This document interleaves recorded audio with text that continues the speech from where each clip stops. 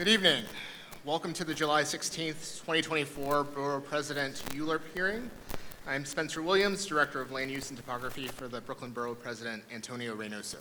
Good evening. I'm Britt Bird, Senior Planner for Brooklyn Borough President Antonio Reynoso. This ULURP hearing is being conducted from the Brooklyn Borough Hall courtroom. Please note that this hearing is being streamed via WebEx and recorded to comply with open meetings law. The video will later be posted on the Brooklyn Borough President's YouTube channel. We have 3 items on today's agenda. Following each applicant's presentation and any questions from the chair, members of the public who are in attendance tonight will be invited to testify on the applications. All comments are limited to 2 minutes. We ask that you please refrain from cheering, clapping, or other forms of response. We want to ensure that each speaker can be heard and understood. I ask that you respect the positions and perspectives of others in this forum, regardless of whether you agree or disagree with them. This will assist us to hear from everyone who wants to provide testimony this evening and help us move through everyone who's come here and given their time to speak. While this meeting is being streamed, we do not accept virtual testimony. Members of the public may also submit comments to testimony@brooklynbp.nyc.gov for the Borough President's consideration until Friday, July 19th, 2024.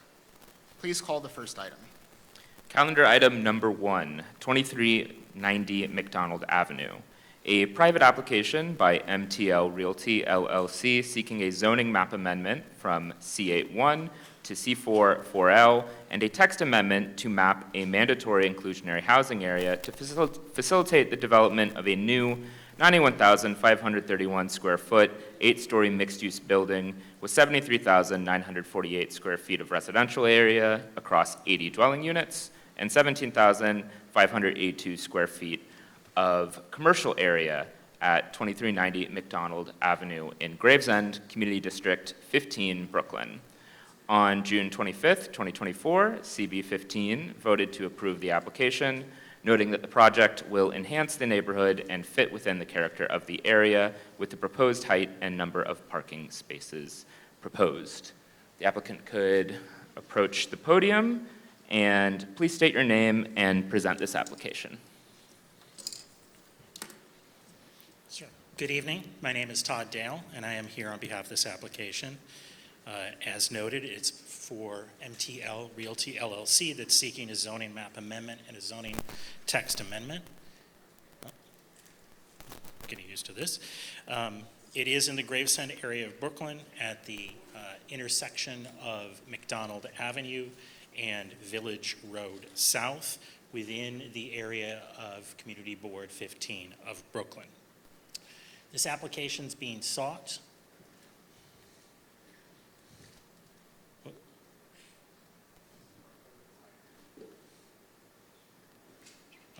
We'll do that. This application is being sought to facilitate development of an 8-story mixed-use building. Just go backwards.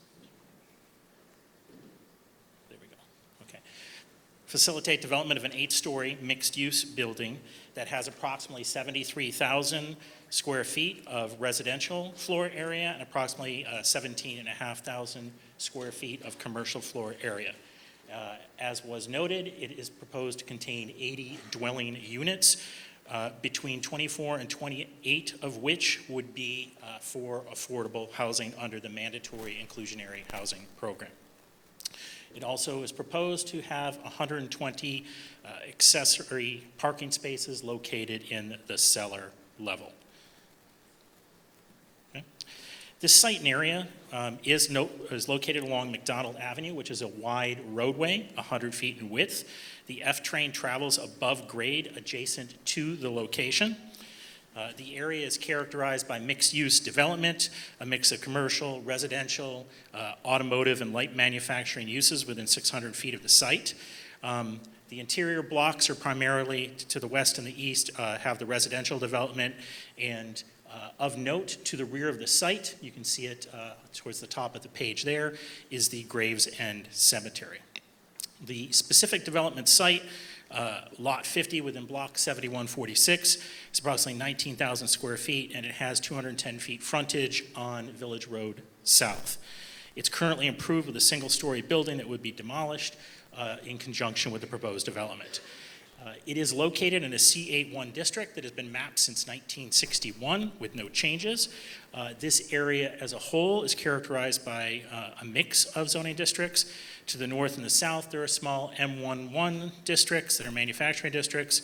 To the west, there's an R5 district. To the east, there's an R4 district. C81 is a general commercial district that allows a floor area ratio of 1.0 with no residential use. And due to this C81 district that's been mapped along McDonald Avenue since 1961, there really hasn't been much development on this site or anything exceeding a single story. There is, you can see to the north there, or excuse me, to the west, there is a development in the area that is mid-rise buildings similar to what's proposed, buildings that range from 7 to 9 stories or 80 feet to 160 feet.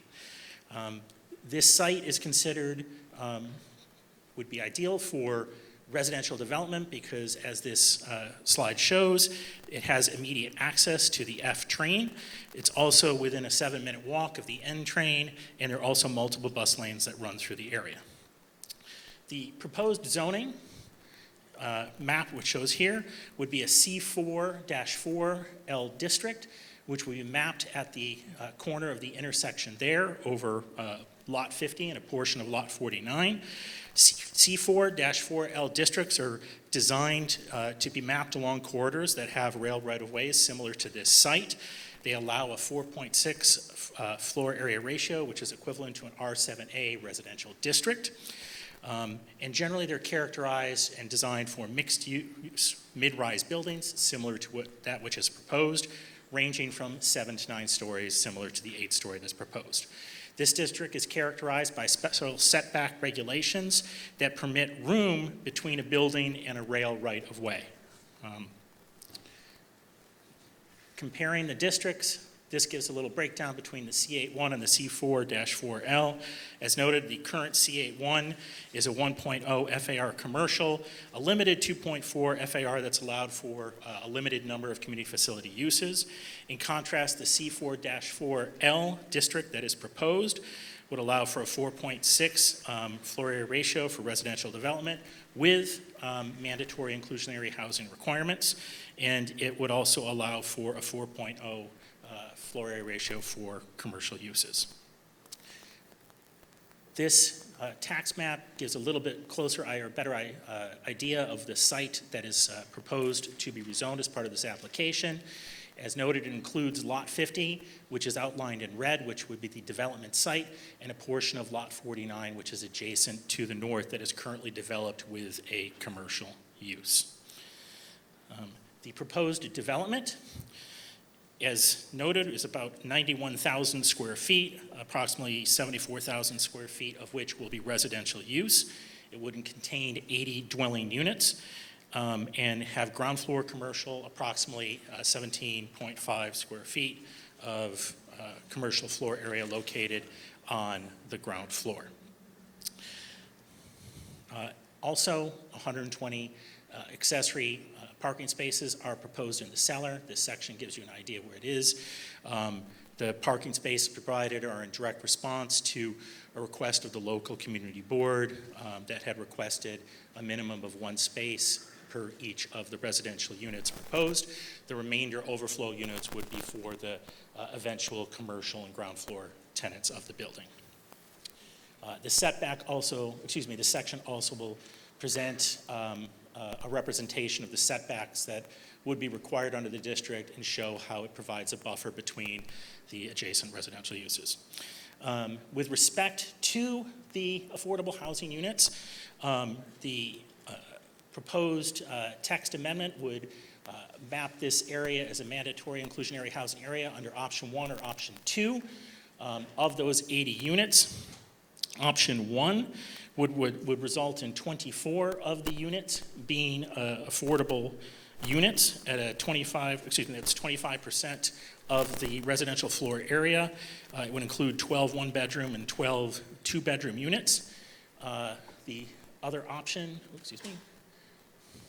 option 2, would be approximately 28, or it would be 28 of the proposed 80 units, 14 one-bedroom and 14 two-bedrooms, 30% of the residential floor area.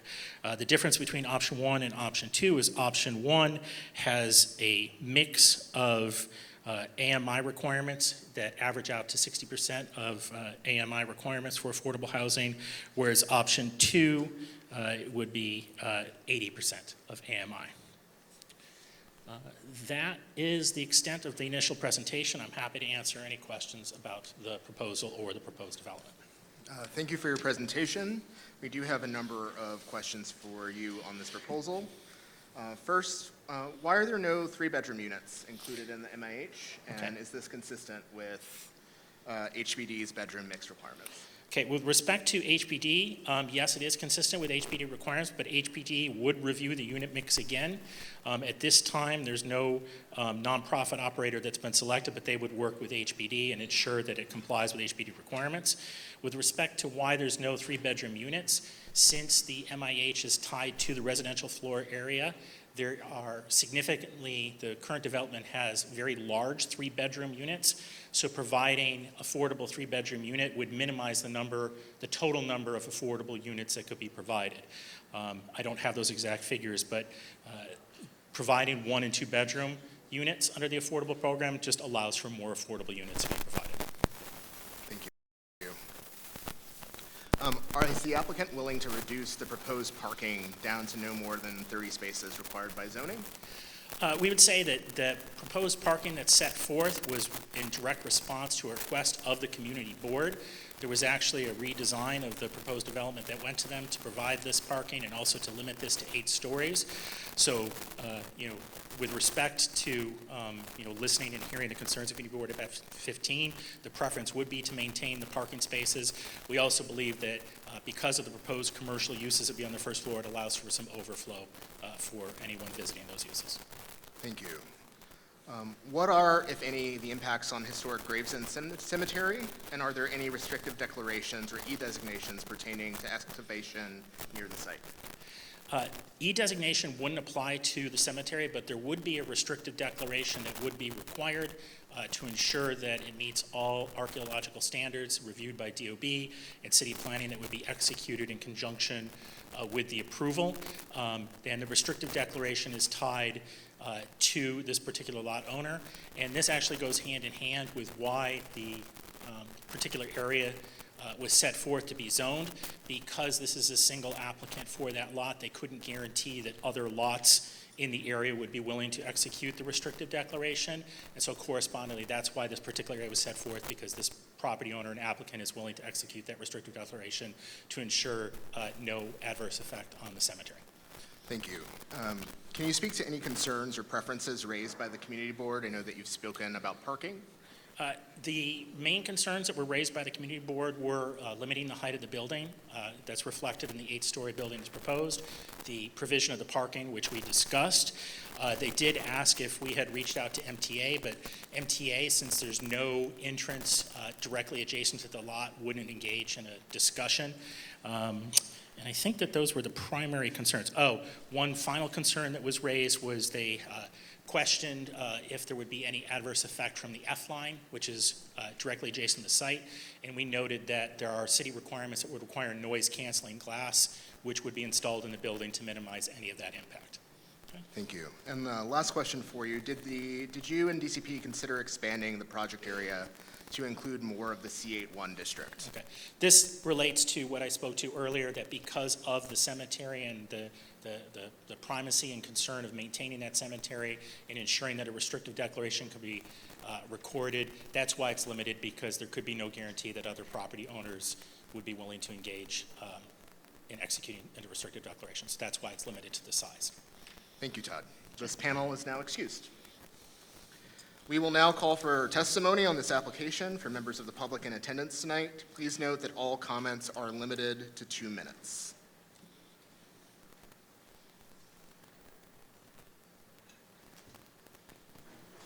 We have one person signed up to provide testimony. As a reminder, if you wish to provide testimony, you can do so by signing up at the table back there. You can continue to sign up as the hearing is ongoing, and we will add you to the list.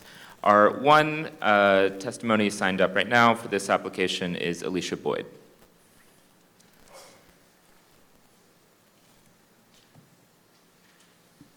Good evening, people. My name is Alicia Boyd. I represent Crown Heights Flatbush. I'm a part of the Movement to Protect the People, which is a grassroots organization located in Brooklyn, basically trying to protect our communities and public green spaces.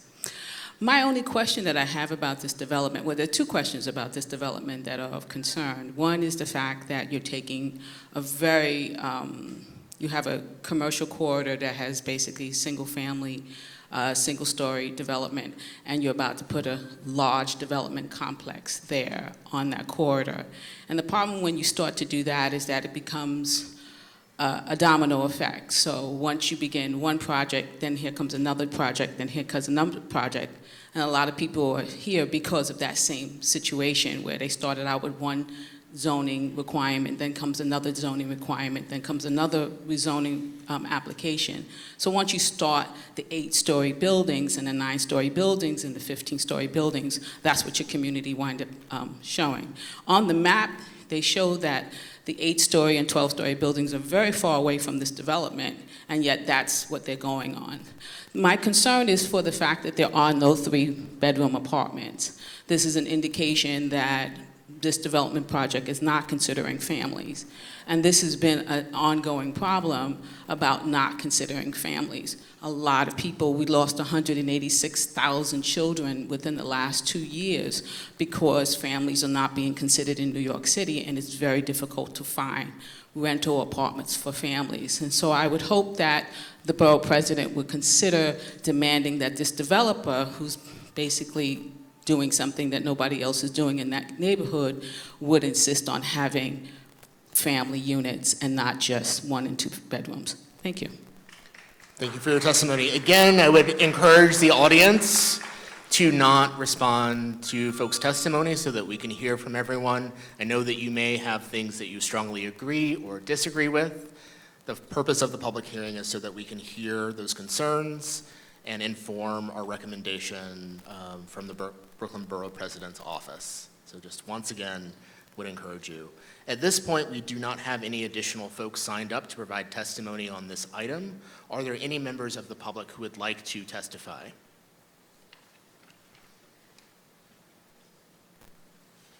Hearing and seeing no further comment, this item is now closed. Thank you to the applicant.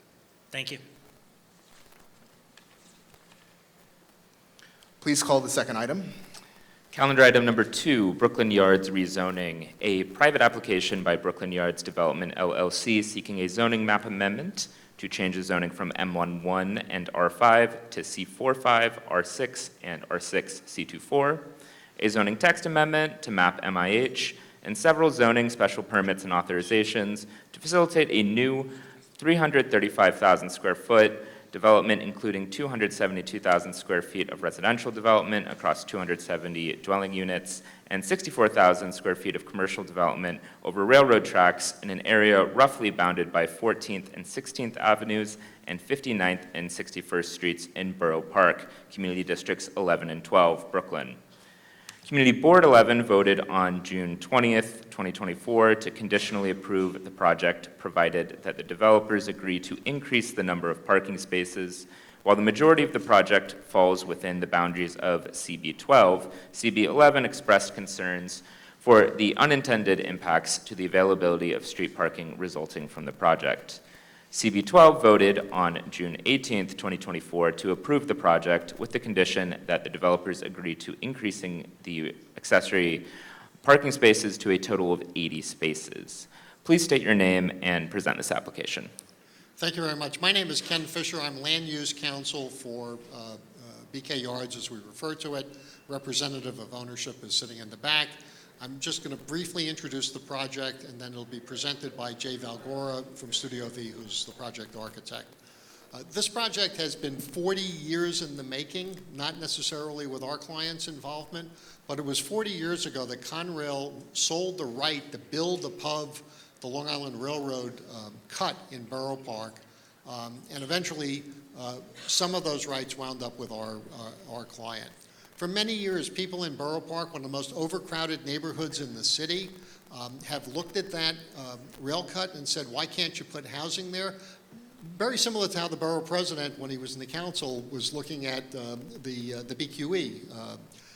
It's expensive, it's complicated. Our team finally figured out how to do it. We're very excited about this, and we'd be happy to have the borough president's support. And thank you, Ken. I'm Jay Valgora. I'm the founder and principal of Studio V Architecture. I'm an architect and a planner. I'm also here with Allison Gorman, our senior project architect who played a critical role in this project. I'm just going to show it to you briefly and go through it, and I'd be happy to take any questions. So here's the site.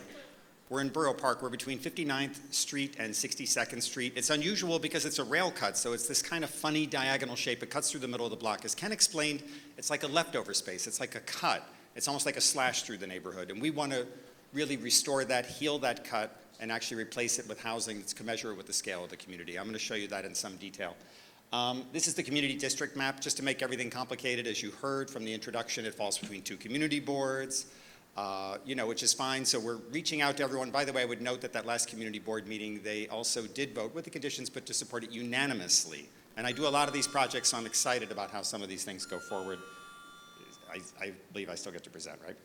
So this is the council district map that shows that it overlaps also. There's a full team on board. It's really important for a project like this. We had to work with the best engineers. We had to work with really great environmental consultants, land use council. So a lot of people put a lot of effort to figure out how you take a rail cut in the middle of a residential neighborhood going through backyards and you replace that with housing, including affordable housing. This is the overall zoning map, which is going to show how we're really proposing a zoning that's commensurate. One of the interesting things that we figured out is originally everyone looked at doing tall buildings here, and we thought, what if we could actually do smaller buildings, and what if that would be more economic? So I'm going to show you how we did that. This shows you the proposed rezoning, so we're really looking at a C4-5 and an R6 and an R6A. So the whole notion was to really create something that was commensurate with the scale of the community. So here's some examples of the surrounding area. Now, it's very well transit-oriented served site. It has many, many subway stations, both for the N and the D, as well as we're above this rail line, which is actually a freight rail line. But even there are plans in the future for the IBX, which is currently being planned by our government, by the state government, and our project actually supports that. We anticipated that, which actually happened while we were doing this, so we even figured out how to do the structure to support the future rail lines, which support both freight and passenger service, and that was a big thing, and we had to figure out how to do that and how to make that work. As a matter of fact, we worked for years with the MTA, so they supported the project going forward because we're actually helping create a prototype for how we can improve transit access to our neighborhoods. This is the surrounding site today. It's like fences with weeds growing in it and, things like that, and so we're taking things like that and turning it into housing. This is the rail expansion plan, so we had to figure out how could we expand a single line to 4 lines, 2 passenger and 2 freight, and work that out in order to economically put buildings on top. So we did all these complicated studies, and we figured out in the end we do it by doing little buildings. We do 14 separate little buildings, including 12 that are walk-ups or 11 that are walk-ups, 2 that are small apartment buildings that really fit into the scale of the community, and 1 smaller building just for small businesses for offices, and that's right on the end over by New Utrecht, over by the train station, because there are like local professionals there that actually have their practices within the neighborhood. Even in COVID, like people have started to do that locally. This is the overall facts for the project, and it shows the overall details. It's about 270 units. It's 30% affordable housing, and by the way, figuring out to do affordable housing on a rail overbuild, very tricky, and so that's why we really had to do something that would be great, that would actually really fit in with the scale of this community. Originally 40 parking spaces at the advisement of the community board, and we're talking on a rail cut. So in other words, there's like no basement, there's nowhere to put the cars. The client actually purchased an additional site next to it in order to just provide parking, and we could wedge as many cars in there as possible. Again, it's a transit-oriented site, but for the community, that's why we committed from going to 40 cars to 80 cars. So we're really trying to be responsive and work with them. These are the different components. There are 3 different sites.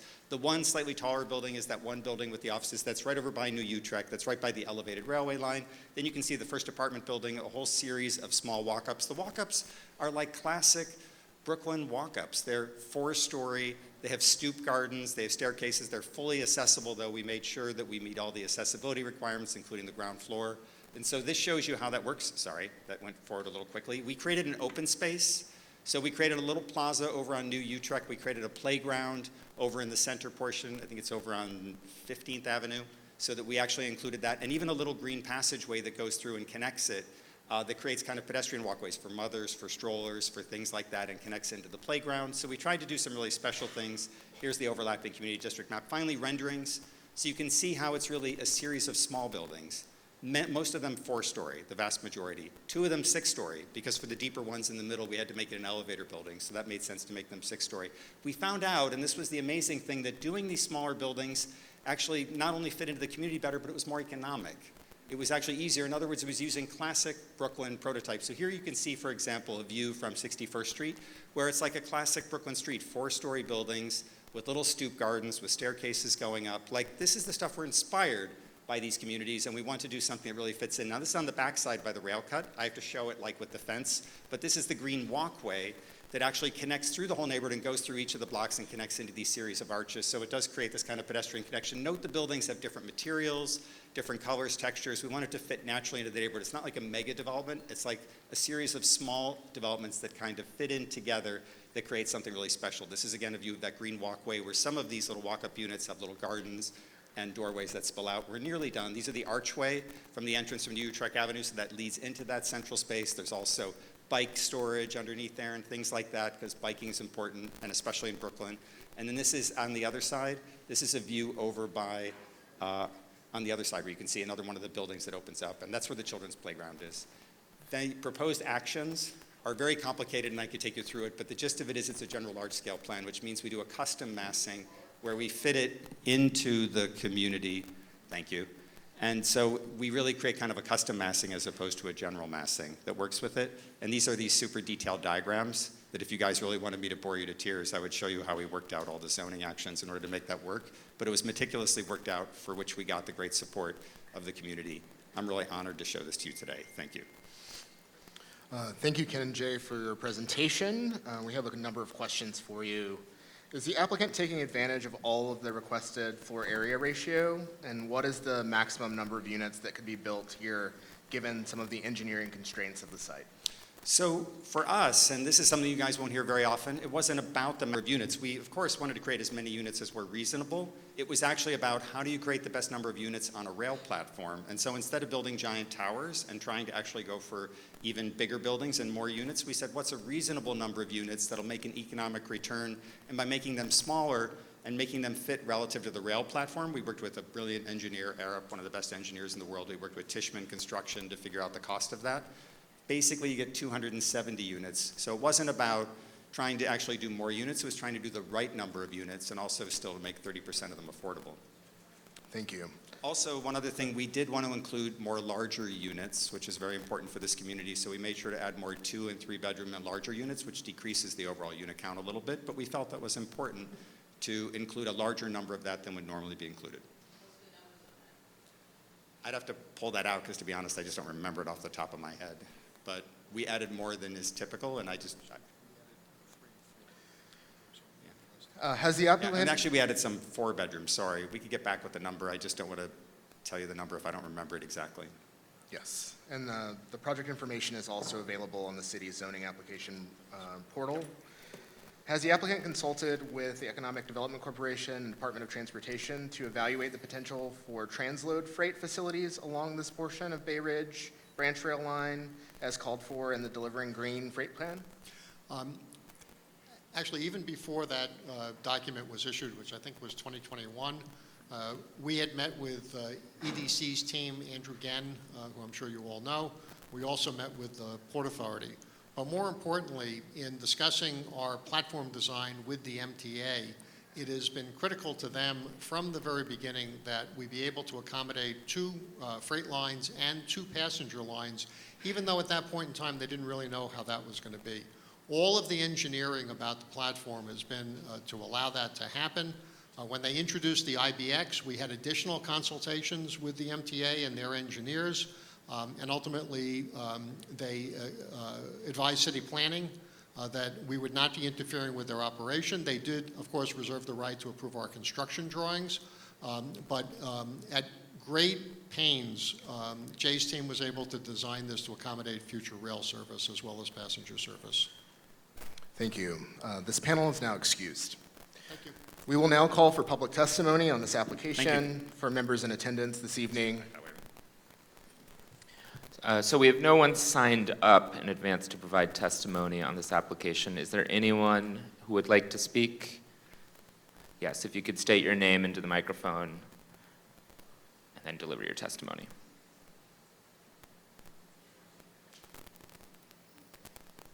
You already know me. My concern is how developers come with very elaborate plans and then they don't tell us the details. Like how many affordable houses, how many units, how many one bedrooms, how many two bedrooms, how many three bedrooms, and what are the economics of those bedrooms? I know they're doing option 2, so that means is that the average will be $80,000 a year, but we know that our housing crisis is looking for 20 and 30% AMI and not 80% AMI. And yet they spend, like they said, 40 years doing this, and yet when you come to a community board, you forget the most important thing, and that is affordable housing, which is the reason why they're allowing them to do the rezoning, isn't it? I mean, all over the city, you break zoning laws, you break the zoning codes because you want to create affordable housing, but then you come to a hearing and you tell me, oh, I have it somewhere, but it's somewhere else and I didn't bring it, oh, I forgot. That's not acceptable, and the borough president should not be accepting it. You should be demanding at the hearing that they come with the numbers, that they come with how many units they're providing, at what is the cost of those units, how much will it, how much does residents have to pay for these units. These details should be available at these hearings and a developer should not be able to just say, oh, I have it somewhere else, I'll give it to you later. Thank you. Thank you for your testimony. Again, I will ask people to please restrict your responses. We have a lot of folks who have signed up to speak this evening, who've come out on the hottest day of the year. Please be respectful of your neighbors. I want to hear from all of you. Thank you. Hearing no further comment, this item is now closed. Please call the third item. Calendar item number 3, 962-972 Franklin Avenue rezoning. A private application by William Wallace IV seeking a zoning map amendment from R6A to R8A and R8AC24.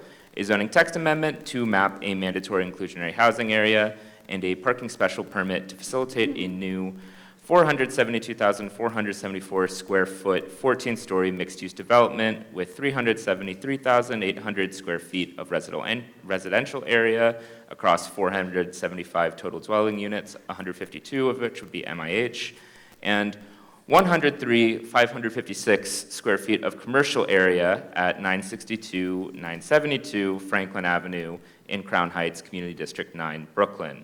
On Friday, July 12th, the applicant submitted an amendment to their application to include additional proposed actions, including a zoning text amendment to amend Section 23-443 of the zoning resolution to establish maximum heights on certain mandatory inclusionary housing areas within Brooklyn Community District 9,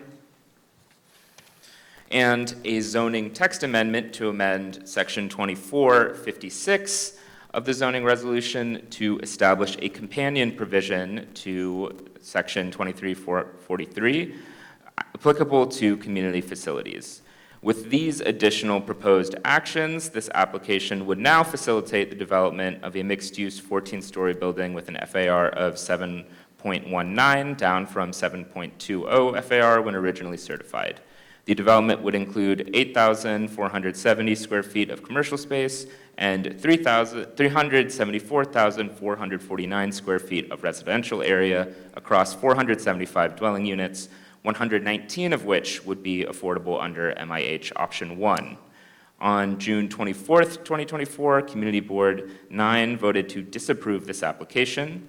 CB9 expressed support for sustaining the 1991 zoning of the District for the Protection of the Brooklyn Botanic Garden, otherwise known as BBG.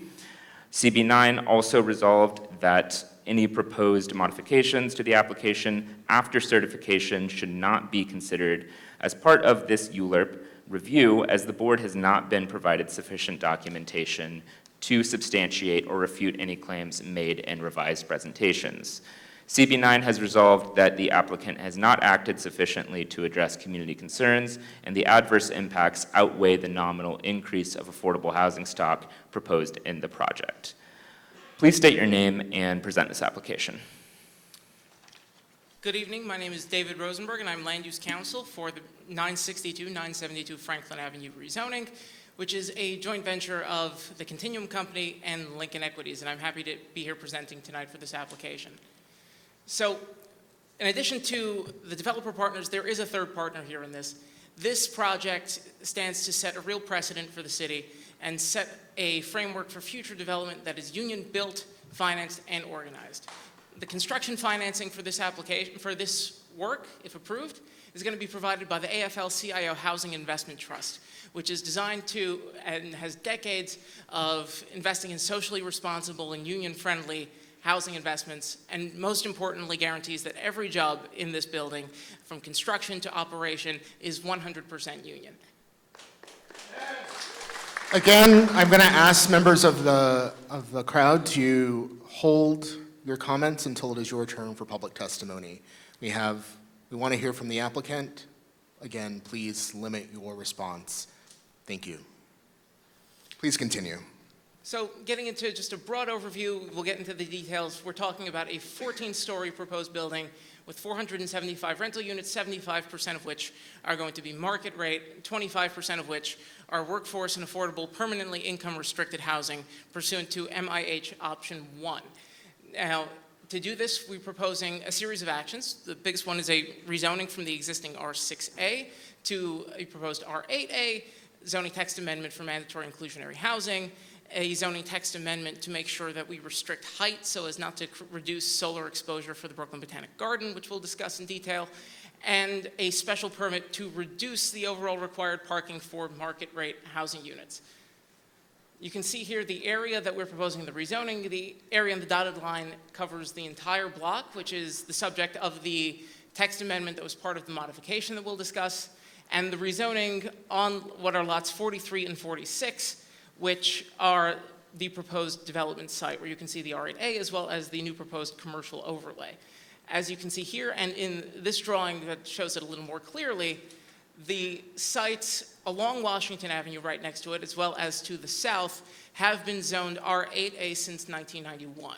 Since 1961, the western side of the kind of rail cut was zoned R8, the eastern side was zoned R6. In 1991, as part of a city-sponsored rezoning that I will also discuss in a little more detail, contextualized both of these districts by zoning an R8A district along Washington Avenue with the specific intent of protecting the Brooklyn Botanic Garden from shadows, and zoned an R6A district along Franklin Avenue to keep context with existing development in the area.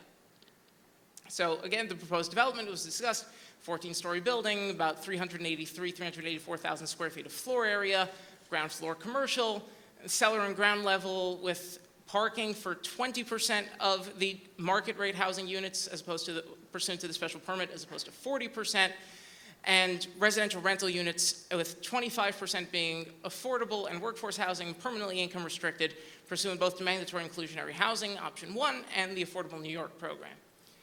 So, as many people in this room remember, this site was part of a larger site that was part of a rezoning that came for public review back in 2021. That rezoning was disapproved, and we've now seen what happened. This project encompasses part of what was that former development site. Another portion of that site, which is the corner of Montgomery and Franklin, is now being developed on an as-of-right basis under the R6A zoning. And so we kind of get to see what the comparison is between what you get with a rezoning and what happens without a rezoning. And with the rezoning, 475 units of housing, 119 of which are permanently income restricted. We have the first actual binding mechanism in zoning text to make sure that the Brooklyn Botanic Garden is protected from reduction in solar radiation. We have a community-directed and led process to make sure we make improvements to Jackie Robinson Playground that is paid for by developers and enforced by the city. And we have fully union construction and building operation. Without the rezoning, as we see at 960 Franklin, we get market rate housing, which is probably condo, no mandated affordability, no public improvements, 0 union jobs. So for reference, when we talk about the income-restricted units and the larger debate in the city of what counts as affordable, this shows a breakdown of what these units are going to be, and this shows the income limits and the rent limits and how many units are going to be available at those limits. Now, I note that I believe these numbers are the 2023 numbers from HPD. HPD is the one who sets these numbers. As a developer, we have no control over it. HPD sets them annually and will be set once these units are ready to go online. Now, as was mentioned before, and very importantly, last week we formally filed a modification to our proposed actions. Now, this is something that we discussed at length at the Community Board's public hearing back in May, but it's worth discussing again here. We're proposing a text amendment to modify what we have publicly called the step-down design, which reduces height in the building as it gets closer to the garden and sets maximum heights, a base height consistent with the 1991 rezoning, and allows the building to get taller as it gets further away, which is modeled after the way that the city regulates what are called airport approach districts in the areas near runways and flight paths. As planes start to land, the buildings just can't be as tall. So the mechanics of it, in broad strokes, is that we set the limit at 85 feet, and then follow a sloping plane that follows the angle of at which sunlight reaches the sensitive resources of the Brooklyn Botanic Garden, and allows the building to increase as it moves away, but caps building height at the underlying zoning. So we can never exceed the height that's allowed as of right under R8A, and as we're closer to the garden, that height limit is ultimately restricted. The important thing with this amendment is that because it is just another bulk regulation, the same way that we have height, floor areas, and setbacks, that it is fully enforceable by the city from the outset. So here you can see a diagram of what that step down looks like in terms of the building. You can see what that path looks like, and you can see where it is in relation to the Brooklyn Botanic Garden resources. And here you can see another angle of that step down and how that changes from the building, as well as some of the other existing context. And this diagram is just a section from the building, shows you in practice how that works relative to the building. You can see the right side of this diagram is the back of the building, which is limited, set back from the lot line. It's limited in height, it goes up following the sloping plane, and then caps out at 145 feet, which is the maximum height allowed within the R8A. And then you can see the bulkheads in the front, which are allowed pursuant to zoning, and under the text amendment are only allowed if they fall under the prolongation of that imaginary sloping plane.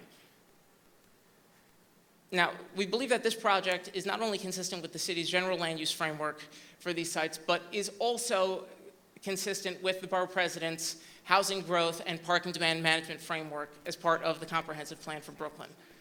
This is a project that develops affordable housing and consistent with fair housing principles. It's made sure that we've had meaningful engagement with stakeholders over many years at this point. It puts appropriately dense zoning in transit-rich areas, uses available zoning tools to minimize the required parking so that we can maximize the affordable housing, includes possibilities to create active recreation opportunities in Jackie Robinson Playground, and creates opportunities for good quality union jobs.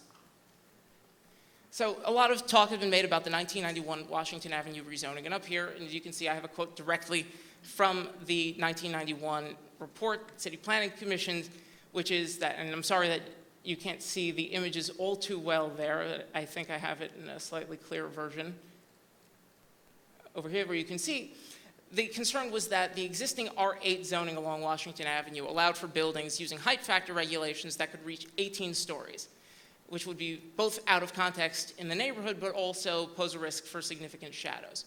The R8A, so in response to that, city planning mapped along Washington Avenue an R8A district, which requires a quality housing building framework, sets a maximum base height of 85 feet and a maximum height of 120 feet or 12 stories. Now, when you look at the buildings on Washington Avenue, for the most part, most of them have not been developed from the existing 4 to 6 building context, but any of which, at any point, if they were able to be developed, have today a maximum height of 120 feet.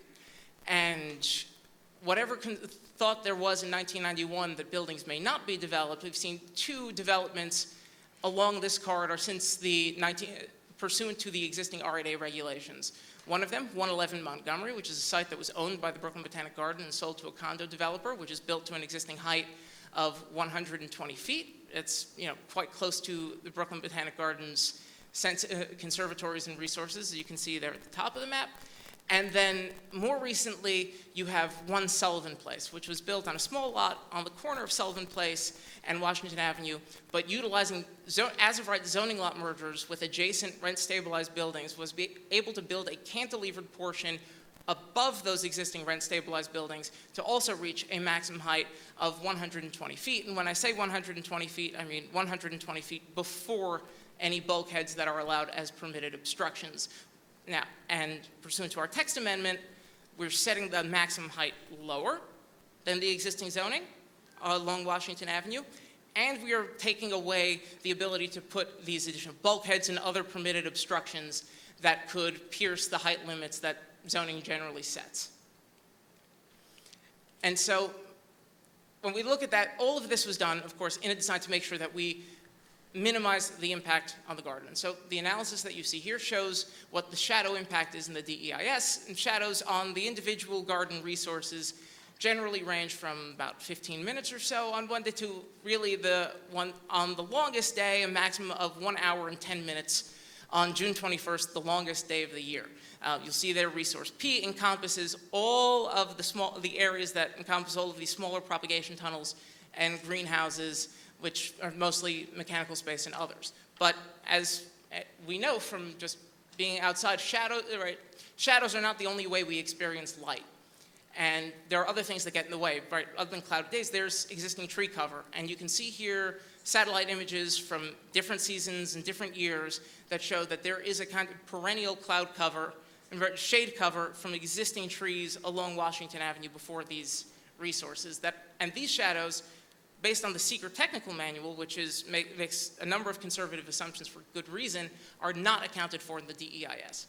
But we've looked at this separately, and when you look at total solar radiation reduction as a result of this, including increasing cloud cover, you're talking about an overall reduction over the course of an entire year of 0.3% on the cluster of resources to a bit of the north, right? And about the same, if not a little bit less, right? Well, 0.4%, so a little bit more for the resources on the south. And that's just in terms of solar exposure, because as you know, even if you're not in direct sunlight, you still have light, plants still grow, people can still see and enjoy and get warmth. But this is the total reduction that would be caused by the proposed development.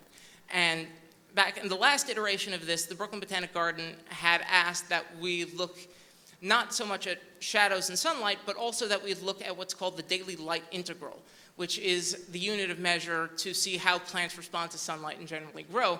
And you can see from this drawing that overall the daily light integral change as a result of the proposed development is, we're talking about, for the northern cluster of resources, a 0.01% reduction over the course of a year.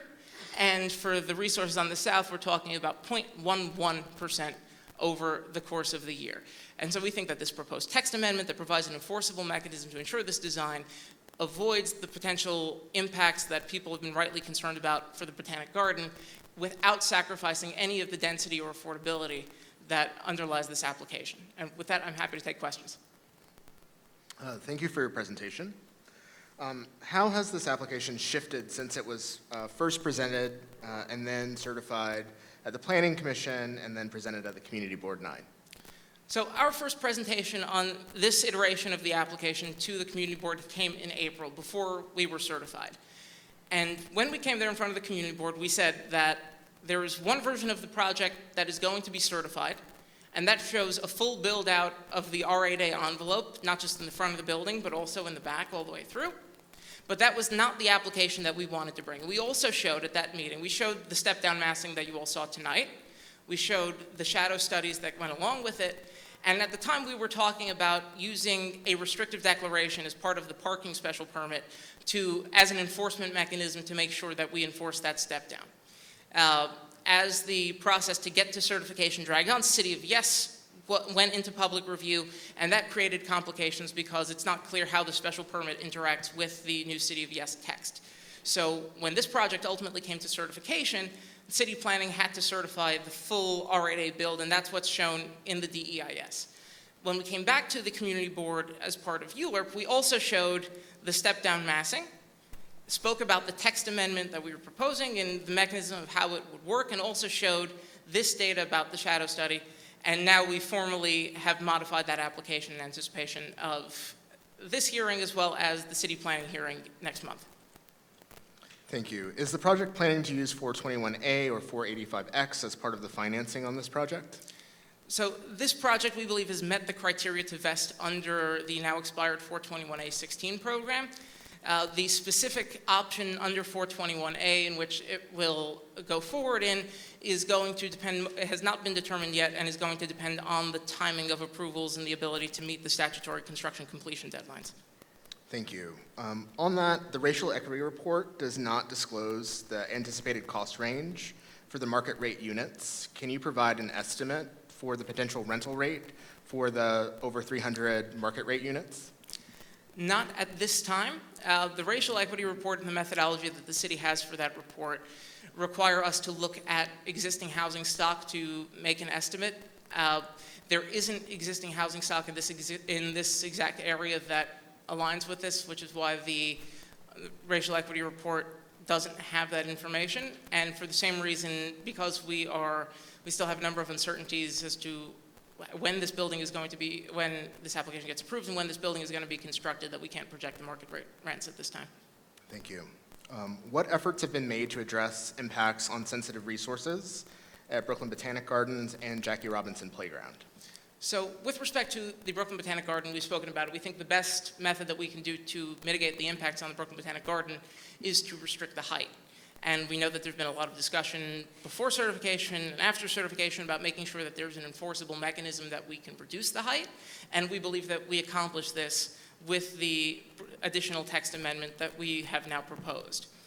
With respect to the Jackie Robinson Playground, based on both the constraints that we have within the contextual bulk envelope, that would be true both within the R6A context and within the R8A context. And this is made even more so by the fact that subsequent to the initiation of the environmental review process for this application, construction began on as-of-right development for 960 Franklin, that there isn't a architectural way for us to mitigate the impact on Jackie Robinson Playground. But as part of the environmental review, the developer has committed, at the request with the oversight of parks, to make significant financial investments in capital improvements for the Jackie Robinson Playground, which will be done at an amount that is to be determined by city planning as the lead agency prior to completion of the FEIS, and will be enforceable by the city as a condition of any development on the project, on the development site. And do you have an estimate of sort of how much money that contribution might be? It's still being discussed, but it is well into the 7 figures. Okay, thank you. The DEIS also evaluates building, potential building under R7A and R7D zoning. Is there a building that can be constructed that does not create shadow impacts on sensitive resources? And has your team exhausted the options available on the site to prevent adverse impacts? So we have looked at, and as noted in the DIS, we've looked at both the R6A and also the additional bulk that is in between R6A and R8A, which is the R7A, the R7X, the R7D. And in looking at this, the Parks Department and DCP, as the agencies responsible for seeker, and I understand that this may have been in consultation with BBG itself, is that any new incremental shadow would constitute a significant adverse impact under zoning, and that the garden has said that any increase from the existing R6A would constitute an intolerable impact for their resources. That is my understanding. I will let the garden speak for themselves, as I know their representatives are here tonight. But aside from the fact that under the criteria that the city has used to evaluate this, the R7A and the R7D zoning districts would not eliminate an impact. But we also think that in those districts, there is a significant reduction in the total housing units that can be produced, as well as the affordable housing units that can be produced, that throw into question the entire viability of the project. Thank you. On that point, the community board sort of noted their requests for deeper affordability, including more 60% AMI units. What are some of the trade-offs that have been made to arrive at this mix? So This mix is compliant with MIH. In the previous iteration of the application, there was a proposal for a much more robust affordability plan that included both deeper affordability levels and more workforce housing that was able to pencil out just because of the size of the project. We understand that the size is, we're limited by R8A. And also when it comes to decisions that affect, the bottom line of this project, because this is going to be constructed with union pension funds, we also need to be mindful of being good stewards of those funds as well. At the same time, we understand the community board's recommendation to have more levels of affordability that line up with the variety of levels that exist in CB9, and we are continuing those discussions to see if there is a way to make it pencil out. Thank you. And the last question is relative to the sort of mitigation costs on Jackie Robinson Playground. Is there a sort of nexus there in terms of finding the right balance of cost of the project while also being able to do that? Certainly if you were building a project as of right, you wouldn't have that mitigation cost. And so how does that factor into your development proposal? Yeah, it factors in, I can't say that it's not significant. It's, a substantial additional cost. But it's also one that we understand is something that we need to do because whatever happens subsequent to our environmental review with 960 Franklin, this project is showing an impact, and we also want to make sure that we're mitigating it because we believe that having a good and a vibrant Jackie Robinson Playground is also good for the development. So like everything else, it has its costs, it has its benefits. We've had extensive discussions both with Parks, which is the ultimate agency that's going to be responsible for deciding what the final number is, as well as making what the improvements are ultimately going to be, as well as with community groups about what they want to see on the site. Thank you, David. The applicant panel is now excused. We will now call for testimony on this application for members of the public in attendance tonight. We'll start with 4 members of the Brooklyn Botanic Garden: Adrienne Benepe, Rowan Black, Leonard Paul, and Sanal Bhatt. You will each have 2 minutes to speak. Please step up to the podium.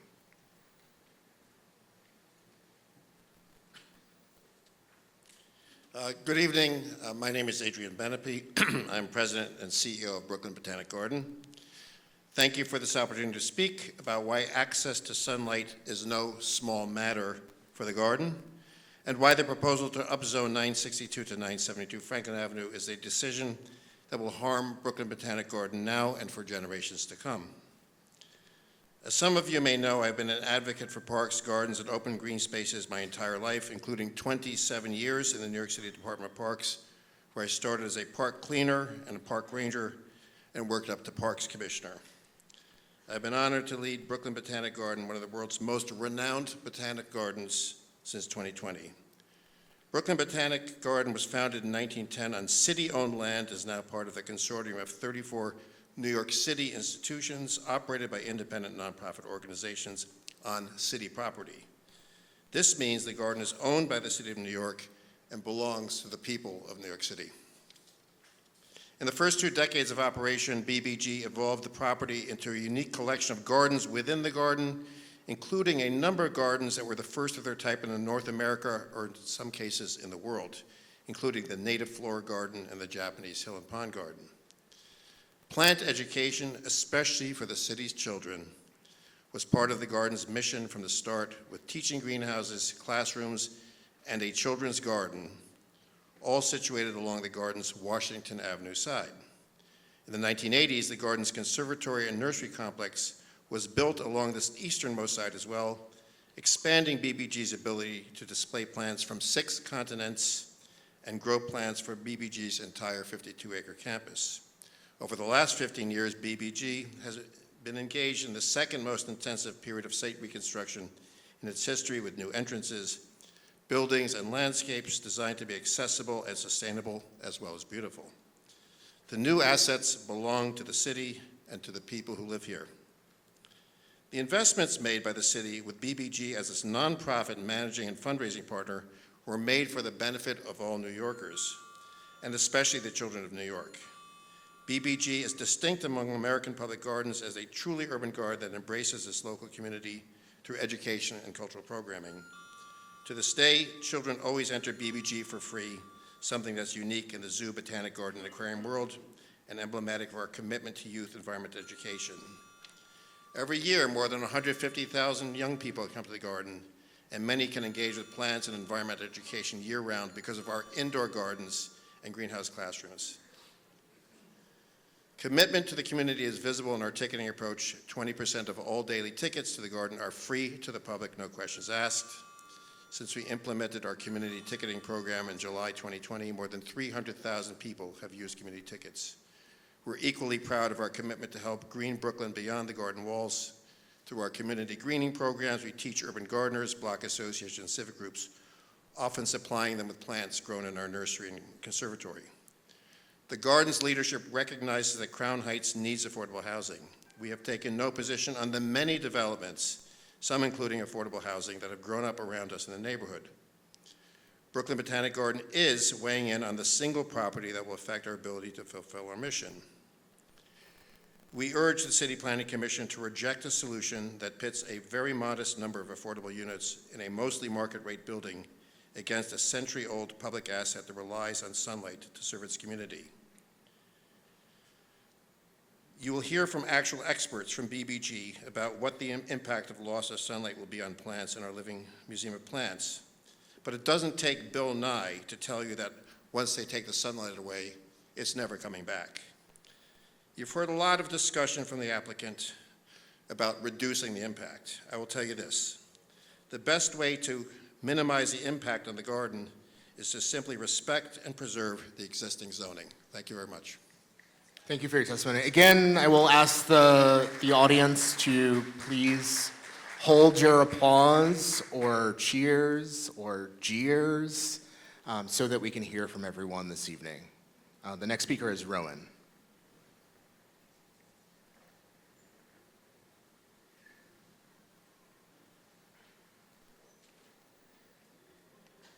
Good evening. I'm Rowan Blake, Vice President of Horticulture at Brooklyn Botanic Garden. I'm responsible for the garden's 52 acres and the facilities directly alongside the proposal. In this role, I oversee a staff of 46 gardeners who steward 10,000 plant species, as mentioned by Adrian, representing 6 continents. My training includes the Royal Botanic Gardens Kew and a Master of Research in Spatial Analysis. This provides me with the tools necessary to understand the environmental impacts of this and prior developments. As a horticulturist, I have a deep understanding of plants in the urban environment and the conditions they need to thrive. There is a clear rationale for the current R6A zoning from 1991. The amendment to the zoning map was, quote, to ensure continuous unobstructed sunlight for the Botanic Garden, and to, quote, provide the garden's greenhouses with safeguards against harmful shadows which could result from future development. Our conservatory and the zoning co-evolved together to maximize the available sunlight. They were constructed alongside existing buildings within the area. Another positive is the 2021 update to the Seeker Technical Manual. Botanic gardens are explicitly cited as unique sunlight-sensitive resources, and the threshold of plant survival has been replaced with meeting sunlight needs of varied species present. Even so, there is a significant weakness in the Seeker shadow methodology because it does not include the first and last 90 minutes of daylight. The methodology discounts the loss of morning lights to plants. So, I'm sorry to interrupt, but your time is up. I'm going to need to.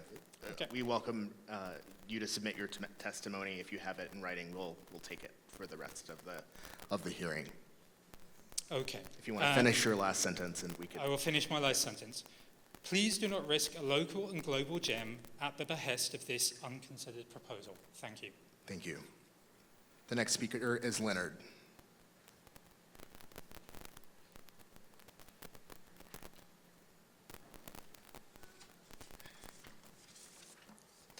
Good evening. My name is Lenny Paul, and I'm a staff member of the Steinhardt Conservatory at Brooklyn Botanic Garden. Thank you for the opportunity to come before you today. Brooklyn Botanic Garden opened in 1910. At that time, it was a bold idea to have a botanic garden literally in the backyards of residents in the community. Our conservatory is a year-round operation. We are open in the middle of winter when the temperature dives below 0 degrees to the height of summer when the temperature soars over 100 degrees. We attract visitors from all walks of life, both locally, nationally, and across the globe. We display over 4,500 different taxa of plants from Africa, Asia, Australia, Europe, North, South, and Central America. As you enter the conservatory, our tropical pavilion looks and feels like a real rainforest. You are greeted by a towering 65-foot-tall mahogany tree. You will see tropical fruits such as bananas, papayas, mangoes, guavas, starfruit, jackfruit, tamarind, vanilla beans, coffee beans, just to name a few. Our desert pavilion showcases old and new world cacti. Our aquatic pavilion displays an amazing collection of orchids, including the tiger orchid, one of the largest orchids in the world. We are very proud to have stewardship of one of the largest collection of bonsai trees in the Northeast. Our nursery produces thousands of plants annually, which are displayed throughout the garden in spectacular colors and foliage. In total, our conservatory and greenhouses consist of 21 distinct growing chambers. It is a complex and diverse operation which require every growing area to be finely calibrated to the needs of all the plants being grown there. The building that is proposed at 962-972 Franklin Avenue will have a catastrophic impact on these growing areas. You know, plants need light to grow, right? So blocking hours of sunlight will severely harm the plants in these spaces. Ipso facto, the lack of light will diminish our plant species' ability to produce flowers, hence, we'll not be able to propagate them nor identify what we have in our collection. You know, I've been around the Brooklyn Botanic Garden for a little while, and I get pretty annoyed when people want to come into my house and destroy my property. I am going to fight really hard and push back on this. Please say no to this rezoning. Thank you very much. Thank you for your testimony. The next speaker is Sanal.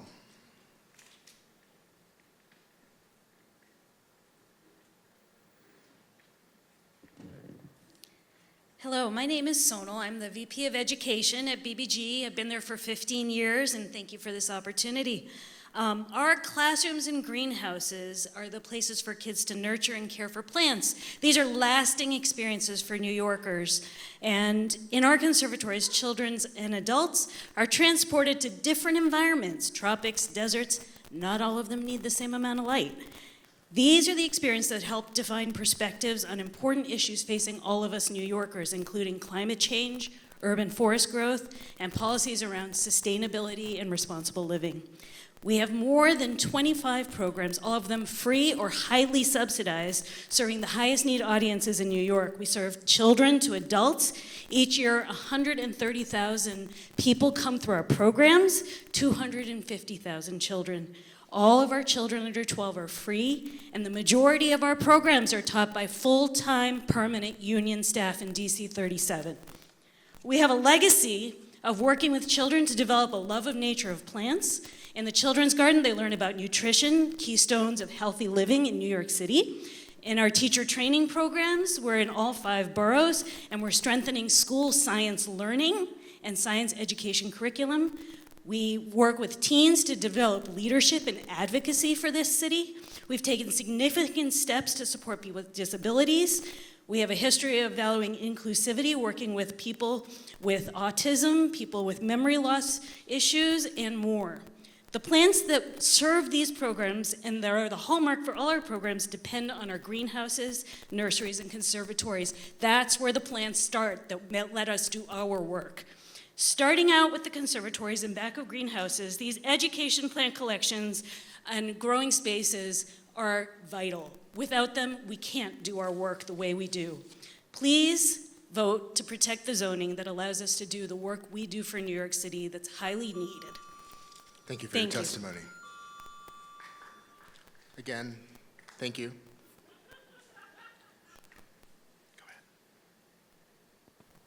Okay. We're going to continue by alternating based off of the sign-up of support and opposition. So we'll reiterate that it is most efficient and will help the hearing run smoothly if you sign up at the back rather than waiting for the open call to be made for more testimony. I will call 3 names at a time, and I encourage people to line up and get near the podium as they prepare to speak.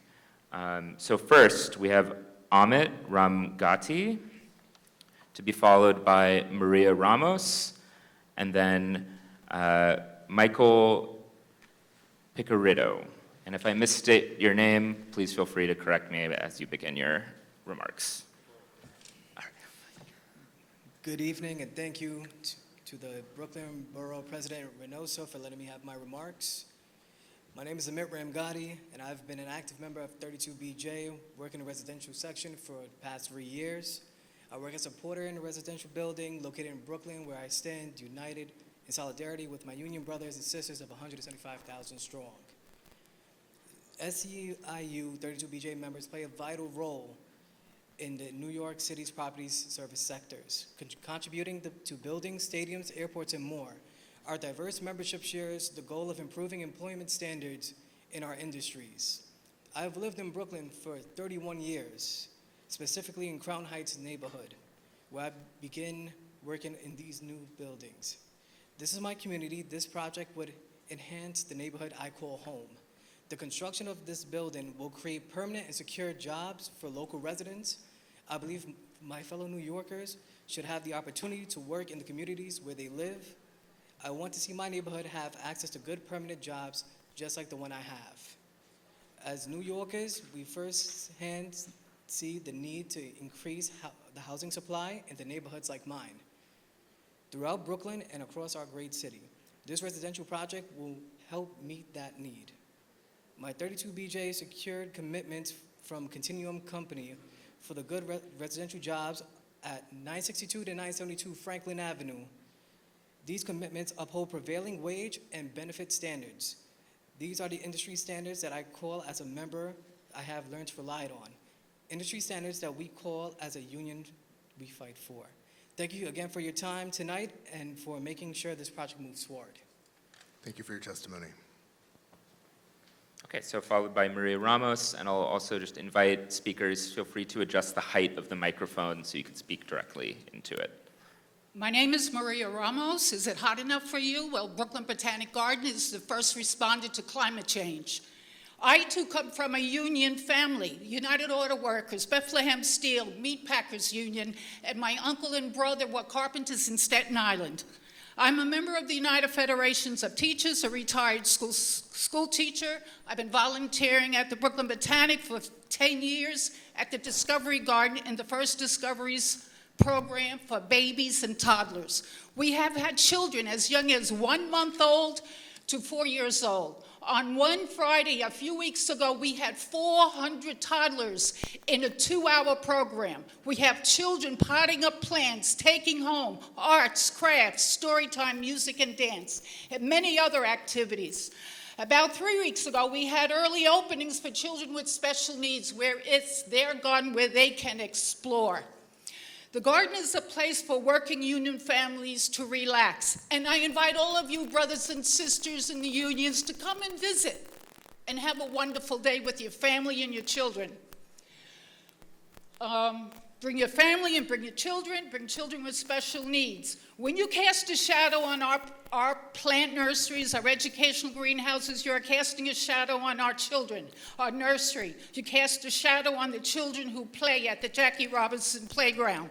BBG tells our history. For example, we have the Trees of Little Caribbean, which celebrates our culture of Flatbush, which is my neighborhood.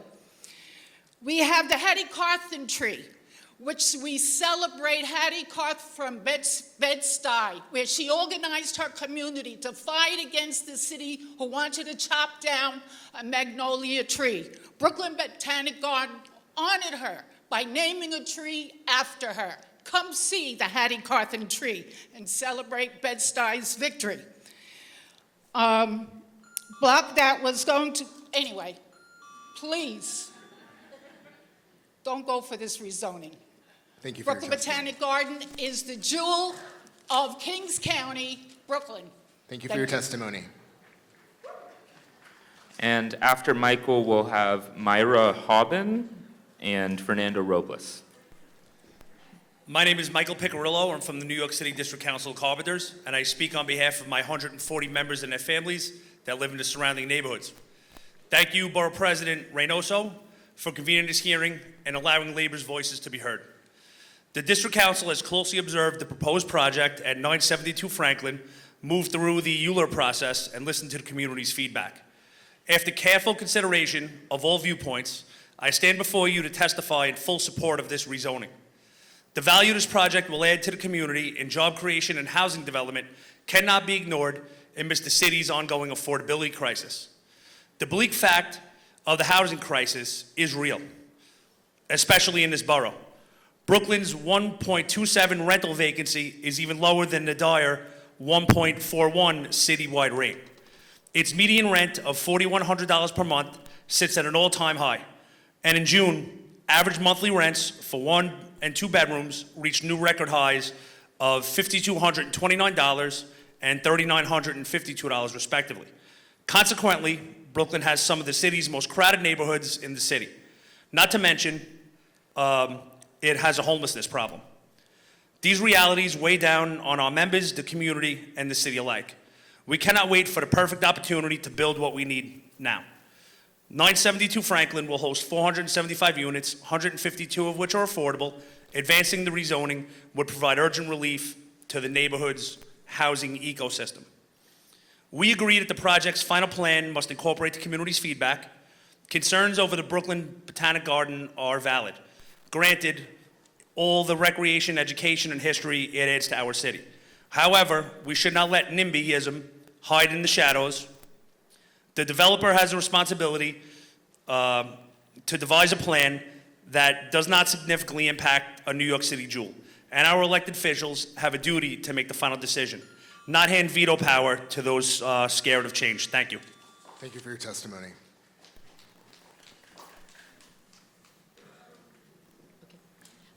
My name is Myra Hauben. I've been teaching at City University of New York since I was 24 years old. I have lived for the past 43 years in walking distance to the Brooklyn Botanic Gardens.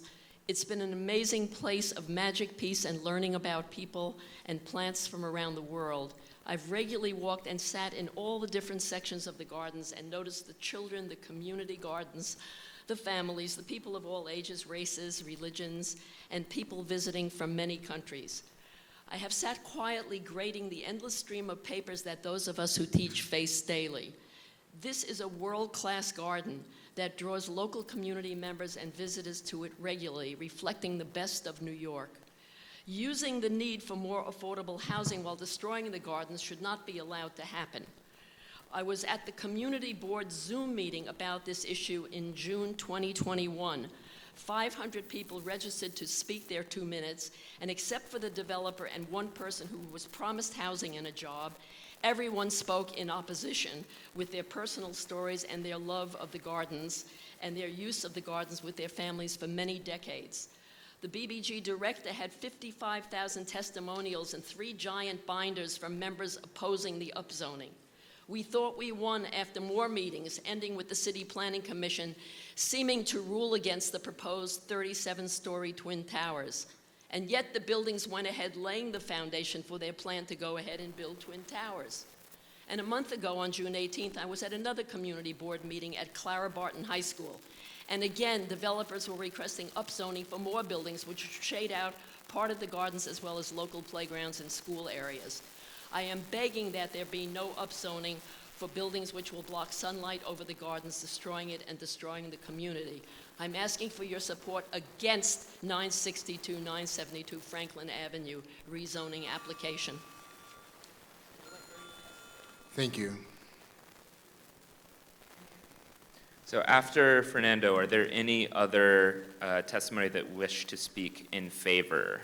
I encourage you to fill out at the back. If not, after Fernando, we will have Dorothy Griffiths, Elizabeth Peters, and Mohammed Yamin.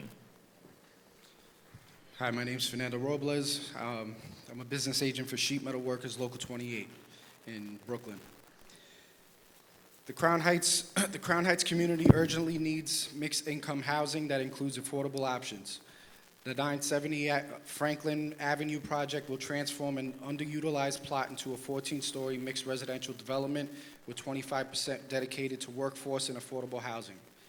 The project's focus is on union jobs, and local investment will help build community wealth, creating a positive economic ripple effect throughout Crown Heights. This holistic approach ensures that the benefits of development are broadly shared. This project is a Union BFO, Build, Finance, Operate initiative, emphasizing quality and sustainability in community development. It will be union built, union financed, and union operated, ensuring high standards and accountability throughout the process.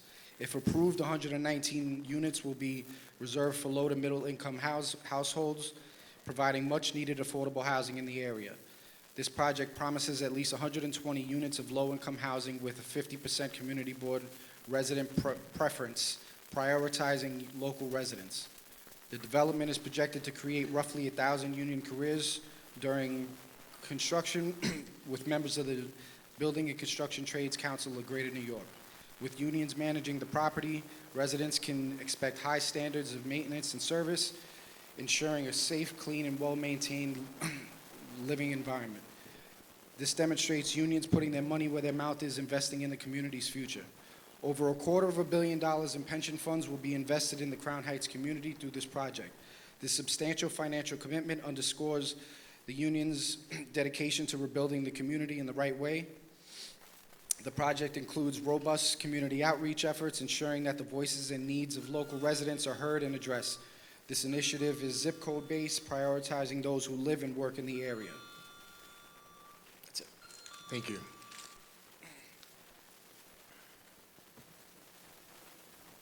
Good afternoon, ladies and gentlemen.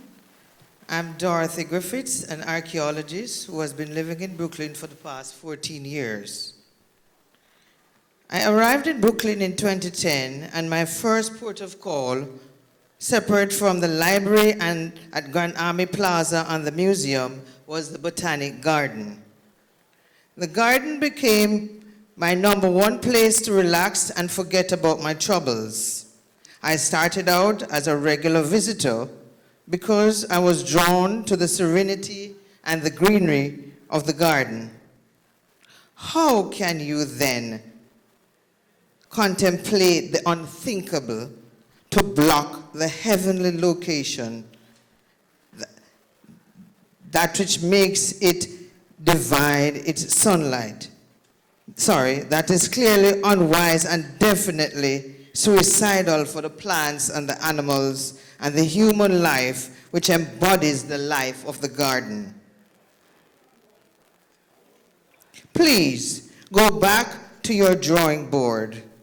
Use different writing tools, because the one you've been previously sketched with tells you to raise the construction of the height of the building, which blocks the bloodline of the location. I insist, you need to stop this development. I've been apart from being a visitor, I've been a volunteer at the library, at the garden. And the beauty that garden emanates is just wonderful. To destroy it, to eliminate it, to diminish it is a complete sin. Thank you for your testimony. A reminder for those folks in the hallway, it is a very hot day and we have the doors to the chamber open. If you could keep your voices to a minimum, that would be greatly appreciated. Thank you. Hi, I'm Elizabeth Peters. I work at Brooklyn Botanic Garden. So I had the opportunity to see the previous iteration of a request to rezone this parcel. Before I give my remarks, I want to add on to two things my colleagues said. So one is about unions. Lenny was speaking about our union staff. Sonal did as well. We employ about 100 union members in permanent full-time jobs. And I also want to underscore what Rowan was saying about the 90 minutes after sunrise being discounted, because when the developer tells you that the sunlight is only blocked for 15 minutes, you have to add 90 minutes to that and realize it's blocked for an hour and 45 minutes. So on June 21st, when the sunlight is blocked for an hour and 45 minutes, he's actually talking about over 3 hours of sunlight being blocked. But I wanted to speak specifically about the 1991 rezoning, which a few people have mentioned, and I think the developer maybe misrepresented it because he said that Washington Avenue was rezoned to protect the garden, but the Franklin Avenue parcel was rezoned because of commercial zoning. No, the Franklin Avenue parcel was specifically rezoned to protect the garden. And in fact, the parcel that the developer is trying to restore to an R8 zoning is specifically named in the amendment to the zoning. It's block 1162, lot 66. And I happen to have a copy of that here. You can find it on the New York City website and also on the BBG website. And the final 2 pages of this are the report to the Borough President's office, or of the Borough President's office in 1991. So I just want to kind of bring forward that you should read this, and that the block that was named is really the block that's in the place that will block sunlight and cannot be developed on. And I urge you to retain the existing zoning. Thank you. Thank you for your testimony. Okay, so after this next speaker, after Mohammed, we will have Shauna Moore, Thomas F. Chisena, and Margaret Sticks. But first we have Mohammed Yamin.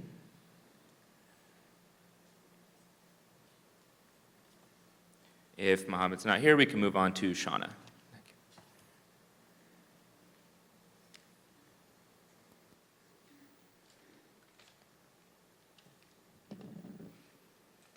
Hi, I'm Shauna Moore. I'm the Director of Horticulture for Brooklyn Botanic Garden, and I'm here to speak against the rezoning project. The rezoning endangers our garden because it limits our access to the necessary resource of light. Any reduction of sunlight will damage our garden, disregarding the hard work of those who maintain the collections.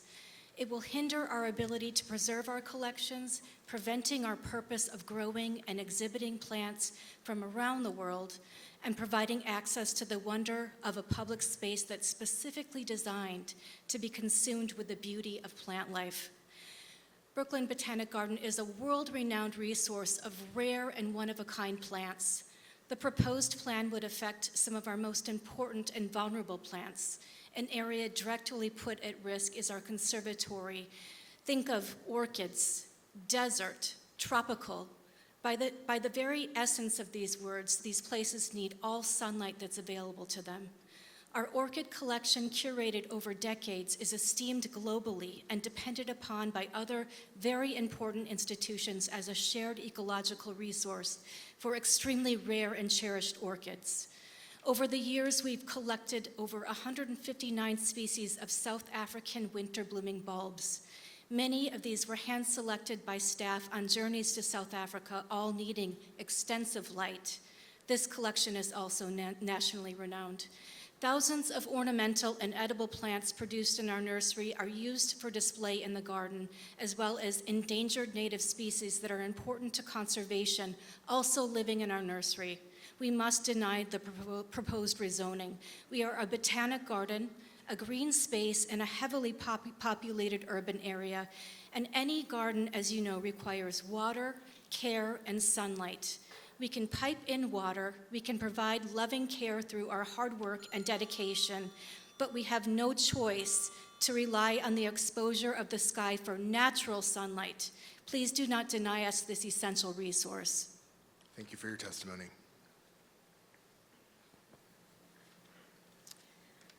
Good evening. My name is Margaret Sticks. I have lived in the Prospect Heights neighborhood across the street from the Botanic Gardens for 40 years, and I have been a member for 40 years. I am also formerly the general counsel of the Board of Standards and Appeals. So I have been involved in many, many upzonings, and I have been accused in the past of being pro-development. And I would say I probably am pro-development because I'm also a housing advocate and we need housing. But in this case, the ramifications of the proposed project are so severe that I have to say I urge a vote to deny the rezoning application. I think we're talking about tremendous impacts to an invaluable resource, a resource that 800,000 people per year come to, that has economic impacts. And I also think it's really important to remember that the adjacent site was developed as of right with the existing underlying 6A zoning, our 6A zoning. And so the upzonings that I was involved in involved variances where you couldn't develop marketable housing. That's not the case here. This is a case where we have someone who wants to maximize their profits, to build as much as possible, notwithstanding the impacts on the garden. They could do an as-of-right project, they could make money with an as-of-right development, and that's what should happen on this site. Thank you. Thank you for your testimony. Great. So after Thomas Casena, we'll have, and I'm sorry, I'm having difficulty making out this name, but Dorothy Lewis, and Paul Friedman and Mary Hills. Thanks for the opportunity to speak here. My name is Tom Casena. I'm a lifelong visitor to the Botanic Garden and a longtime member. My family goes way back in this area. We love the garden. My mother used to go to high school at Girls Commercial High School, and back in the early 1930s, and she would meet my father in the garden. He was unemployed in the depths of the Depression, and he had nowhere to go, so he would be there, and they would spend their time in the garden. And they never forgot that. And they brought us to the garden as kids, my sister and me. And our family loves the garden. And, till she never forgot her obligation to the garden. And she, on the very last day of her life, she was volunteering at the garden. The tradition goes on. My nephew has his kids taking classes at the garden. And I think that the best way to have affordable housing and have union jobs and to protect this important aspect, this important impact of this important institution is to keep the current zoning laws.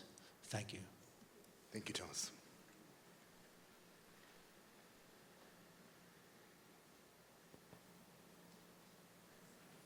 Great. So Paul Friedman or Dorothy? Yeah.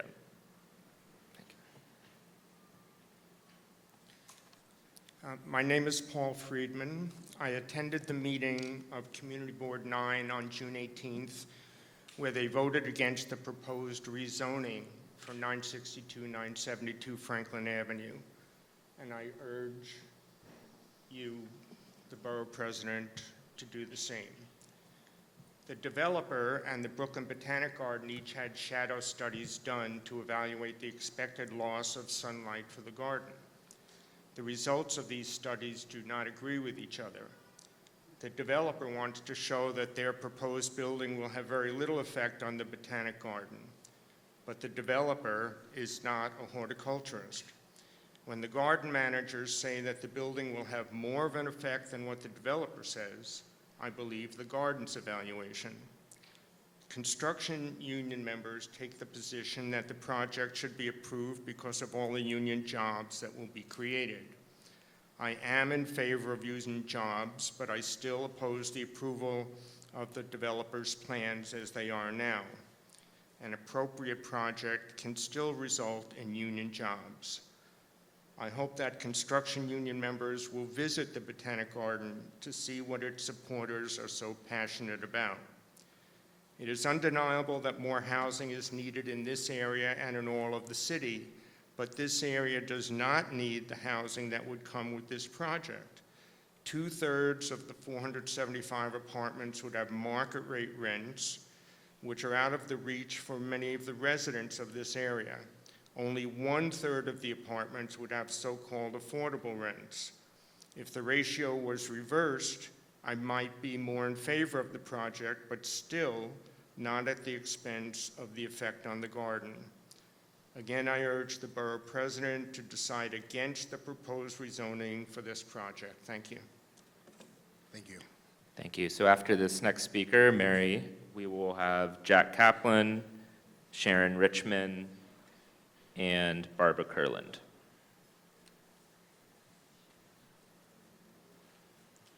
Good evening. My name is Mary Hillis. For 60 of my 84 years, I have been a Brooklyn resident and taxpayer, living in Brooklyn Heights and visiting the Brooklyn Botanic Garden regularly with my family to enjoy its beauty. It was only when I began to volunteer... Pardon me, Mary, I'm sorry to interrupt. We'll restart your time, but if you could just move a little bit closer to the mic so that everyone can hear you. Oh, I'm sorry.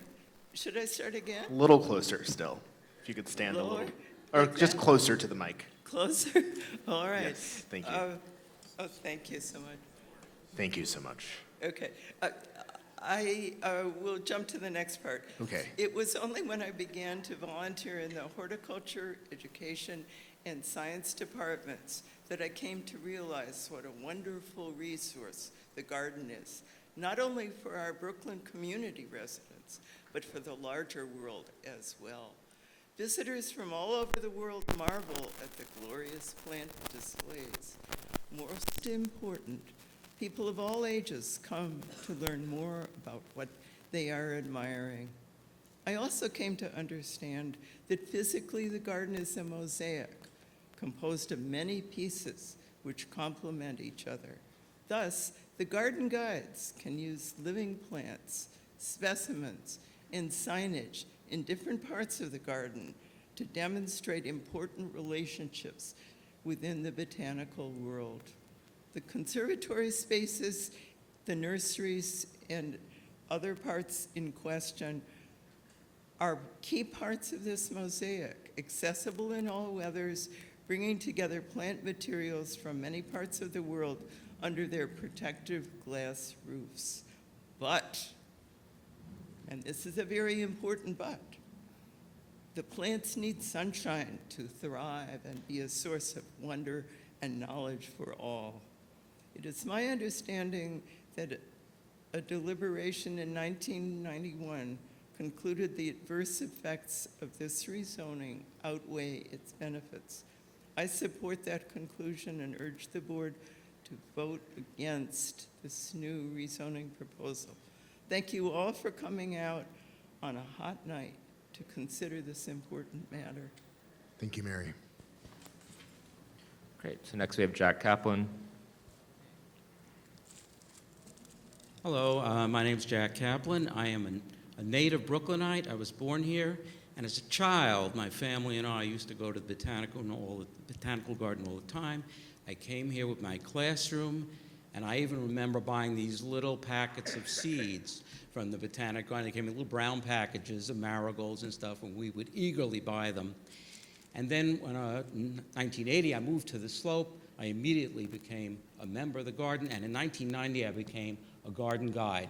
And I've been a garden guide on weekends and weekdays for over 30 years now. And let me say, in my time as a garden guide, I have met people from all over New York, from the United States, and even from around the world. And they come here because the Brooklyn Botanic Garden is one of the premier gardens in the United States. And if you don't believe me, the U.S. Post Office in 2020 issued a block of stamps, and the BBG was among 10 gardens in the United States that were honored. And this is the only one from New York, and that's the first they issued, which I happen to have too. How we doing? Okay. In any case, I just want to say that one reason the Botanic Garden is so famed is because of so many firsts. We were one of the first gardens in the United States to have a Japanese garden. We have a fragrance garden, which is the first garden in the United States specifically for the sight impaired. This was a novelty in 1955. And the biggest thing that we did, aside from the bonsai collection, which I'm not even getting into, is the focus on children's education. They have an acre of ground where they can grow whatever plants they like. And where do you think they get those plants from? The nursery. And I have to tell you, if you compromise the garden, if you compromise the amount of sunlight, where does it end? It started in, we originally was not 40 stories, now it's 14 stories, and we have to stop it, not just them and future developers, from doing this kind of thing. Thank you very much. Thank you for your testimony. Sharon Richmond. Hi, good evening. I'm Sharon Richmond. I am but a volunteer at the Brooklyn Botanic Garden. I was born in Brooklyn. I've lived here all my life. And by the way, I too am a UFT member. Unions are very important, but everybody, union members and non-members, all can enjoy the garden. I came to the Brooklyn Botanic Garden during a class trip when I was in 2nd grade. I was smitten. I love this calm, quiet, green place. And during the ensuing years, I taught for the New York City Department of Education. I also became a counselor. I ended up taking classes here, taking them on visits to a place that I loved as a child. My own family came here. I brought students here for special programs on careers in greening. There's no end to the resources that this place provides. This is a special place. It's a place to enjoy nature, to meditate, to feel safe, to enjoy the beauty of nature, the birds, the fish, the turtles, and many others. This, by the way, I live in an apartment. I don't have a garden.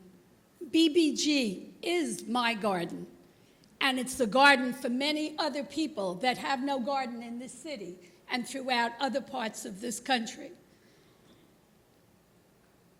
After I retired from my position at the New York City Department of Education, I became a garden guide. I went for the training at the Brooklyn Botanic Garden, and I ended up working in many of the education programs here and in the Discovery Garden, as Maria mentioned. I work at special events. I work as a greeter. I work at whatever needs to be done. I try to come. We do our plant sale. We do lots of things here. I quickly learned that BBG is not just a beautiful educational and cultural place that sponsors all sorts of amazing programs. I'm going to go on for one more second. We have programs for people with memory loss. We have programs that support all kinds of deficits that people have, but all people can come and enjoy this garden. I urge everyone to vote against this change in the zoning. Thank you all. Thank you. Thank you. So next is Barbara Kurland. After Barbara, we will have Liz Ott, Jonathan Shiwe, and Gail Lambert. Hi, good evening. Thank you so much for the opportunity. My name is Barbara Kurland. I'm a staff member at Brooklyn Botanic Garden. I'm the Director of Learning and Partnerships, and I teach and learn with all of the Gardens programs that teach and learn with schools. I've been at BBG for 35 years. Sharon's got me beat. My job is even more special to me because my first visit to BBG was with my 4th grade class. She got there sooner, in the early 1960s. It was my teacher from PS 193 who provided us with the opportunity to learn at the garden, where each of us potted up a plant, a scented geranium, to take home and care for. Every student that comes to Brooklyn Botanic Garden with a school program pots up a plant. Those greenhouses dedicated to education allow us to keep the plants and supplies we need so that every kid can do what I did and what Sharon did and be inspired to connect more deeply to plants and nature. I'm here to speak in opposition to the proposed rezoning that would permit the construction of buildings that would take away the light that plant collections at the garden receive and threaten the survival of the plants in our greenhouses. Children, youth, teachers, and families visit the garden in all seasons. Imagine standing under our banana plants with third grade students. Snow is covering the ground outside, but we're warm and in awe of how tall that banana is. And one of the students turns to us and says, "Do you need some help taking that fruit down? Because I know how to do it. Because I've done it with my grandpa." The plants in the Steinhardt Conservatory, the desert, tropical, and warm temperate plants allow us to make observations, pose questions, and explore phenomena about plants and the environment in authentic and tangible ways. But they're also a place where, without leaving Brooklyn, many can visit the places they or their families call home any month of the year, in any season of the year. It's a place where stories are told and knowledge is shared. The zoning was put in place by the City of New York with its wisdom, with the intention of protecting the access of the plants to sunlight at BBG. Who knew they were botanists? Please protect and preserve our plants for all learners. Please keep the sunlight on. Thank you so much. Thank you. Thank you. Next up is Liz Ott, but I'd also like to reiterate another call if there's anyone who wishes to testify in support, just in the interest of staggering support and opposition.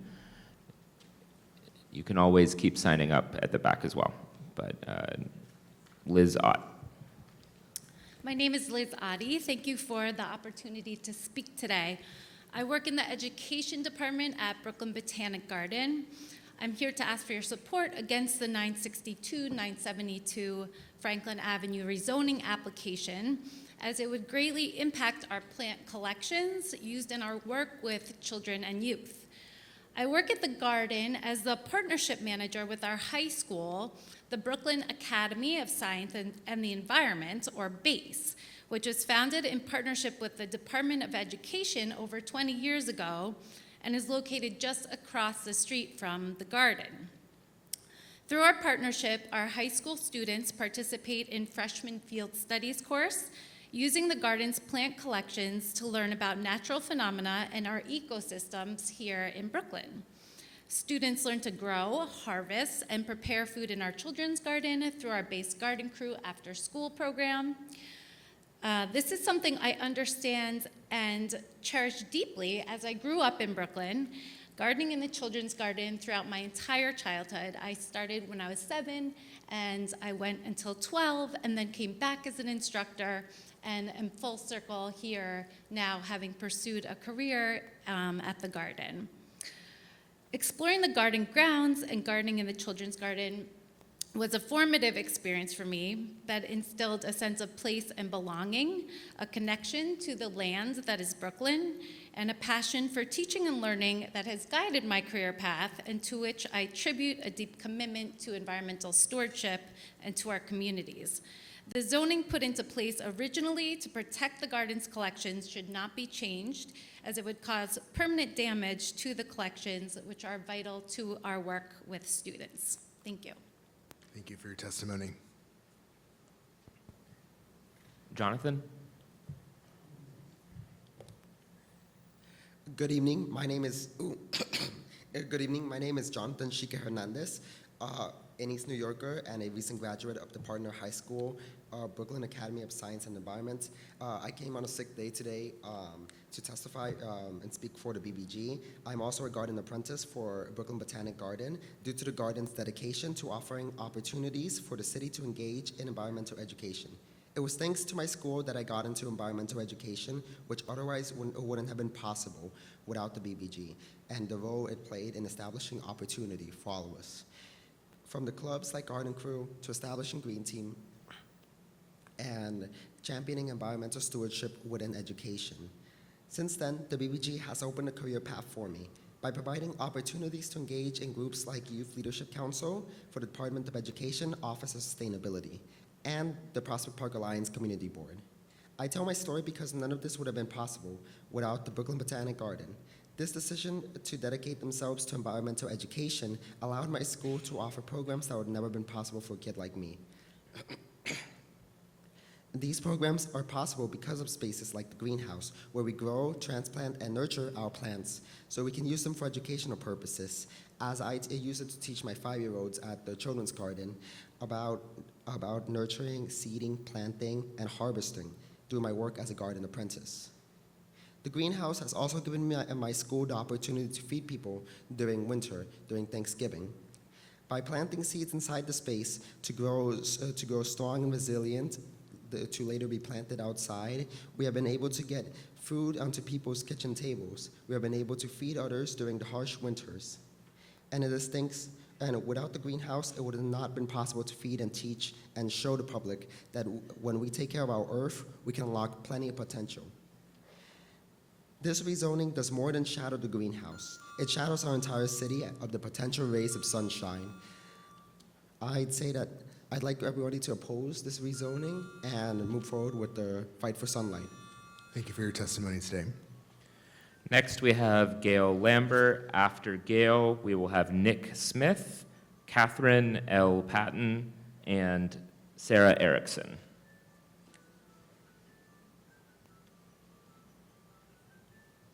Is Gail here?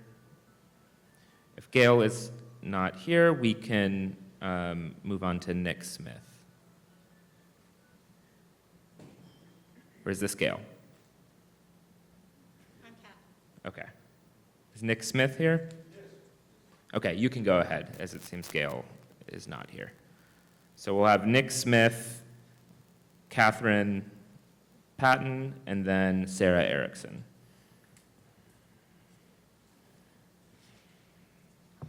Hi, I'm Nick Smith, part of a group called MTOP, Movement to Protect the People.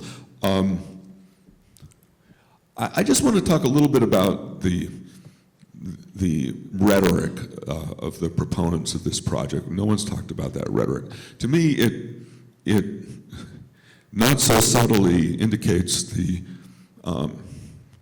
aspect of this whole project that is, I want to say, not benign at all. You know, the speaker, the presenter said that there's meaningful, I'm using his words, meaningful engagement with the community, unquote. That is the most disingenuous kind of like rhetoric. I mean, it's been so clear that the community does not, the majority of the community is not down with this at all. And for him to say that is, you know, patently ridiculous. Also in his rhetoric, he talks about, as he says, not at this time. We don't have these figures at this time, not at this time. This is a familiar refrain. It's almost like a chorus that goes, you know, it's a chorus that keeps coming back again and again after he's done the verse, you know. As a musician, I think of it in that term. The other thing about developers is that they always act as though they're doing us a good turn. They're looking out for our well-being. You know, they're acting out of some sort of deep sense of altruism, as though, you know, they're just looking out for us, you know, and that's not true. That's so disingenuous. They're looking out for themselves. And the other thing that they do is they play the game of what my late father said. They play the game of I don't know. It's like, the game is like, they pretend they don't know the answer when they really do know the answer. It's like so disingenuous, and the attitude is really atrocious. I could go on, but I urge you to vote against this rezoning project. Thank you very much. Thank you for your testimony today. Next speaker. Thank you. Catherine Patton. Hi, I'm Catherine Patton. I moved to Brooklyn in 1981 and became a volunteer at the Brooklyn Botanic Garden in 1990. I've worked in various programs throughout the years with children, and I give tours of the garden. I've given tours to wives of diplomats and lots of members of the community. I've also received a certificate of horticulture from the Botanic Garden, and I'm trained as a Brooklyn urban gardener, where we go out to the community and work with them to develop, well, maybe a nursing home wants a garden, something like that. The children that I've worked with over the years, it's been a wonderful experience. They come in, they see a desert, and they say, no, this can't be a desert, because they're picturing the Sahara. But these are desert plants, and they need to see that and understand that. The same thing is true when they go into the tropical pavilion. How many of these children do you think will actually get to a rainforest or to a desert? The education is so important. The joy that when we pot up a plant with a toddler, I've potted up plants with 8 months old, I've potted up plants with 10-year-olds. It's just amazing the joy that they have that they can take home this little tiny resource and watch it grow. Last year, a neighbor of mine in my apartment building in Prospect Heights, a little boy, I planted it in front of our building, and he just kept watching it grow and grow and grow. This was a 3-year-old boy, the impact that it has had on his life. I am so opposed to this rezoning. I respect the fact that we need housing, but we should stay within the limitations that have been deemed important for the conservatories and the greenhouse of the Brooklyn Botanic Garden. I urge you to oppose this rezoning and keep it with the limitations that were set in 1991, 1 year after I started volunteering at the Botanic Garden. Thank you. Sarah Erickson, and then after Sarah, we will have Amy Krolak, Finnegan Fox Kelly, and Fred Baptiste. Okay. Hi, everyone.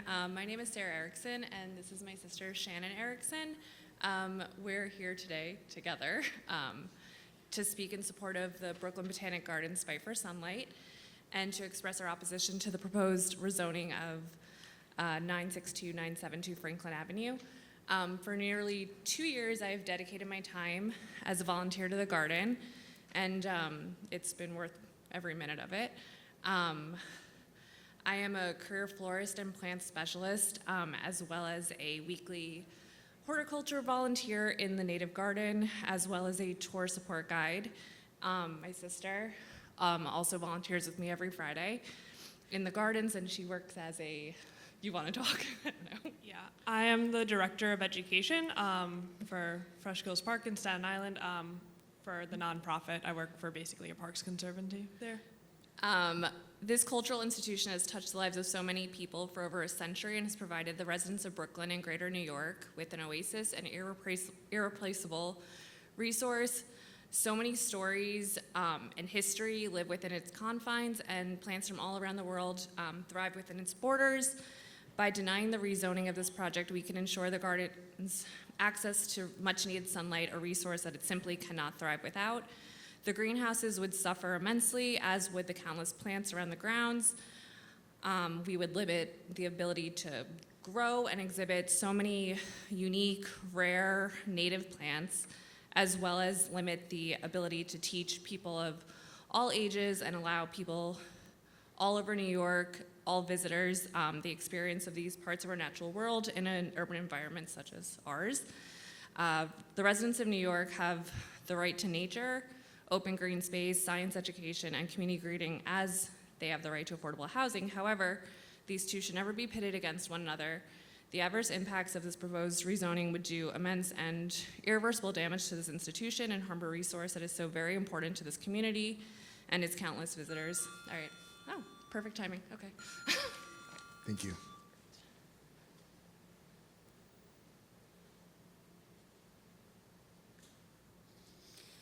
Hi, my name is Finn. I live near to the park and frequent the gardens with my family. What I'm asking of you all is support against the 962-972 Franklin Avenue rezoning application. If it were approved, not only would the Brooklyn Botanical Gardens be adversely affected, but also the community surrounding it and, more broadly, all of Brooklyn. The BBG is an excellent recreational space for all those who live in this city to enjoy, whether it be to take part in some quality time with friends and family, or simply to enjoy the scenery, and is a privilege much worth fighting for. It is clear that the rezoning of the area next to the garden would injure the beautiful plant life that it is known for, and subsequently diminish the garden's status as a gem of Brooklyn horticulture.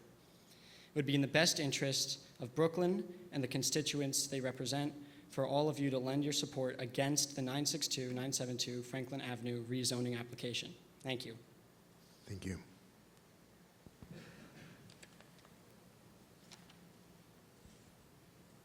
Usually I'm on the other side of the timer.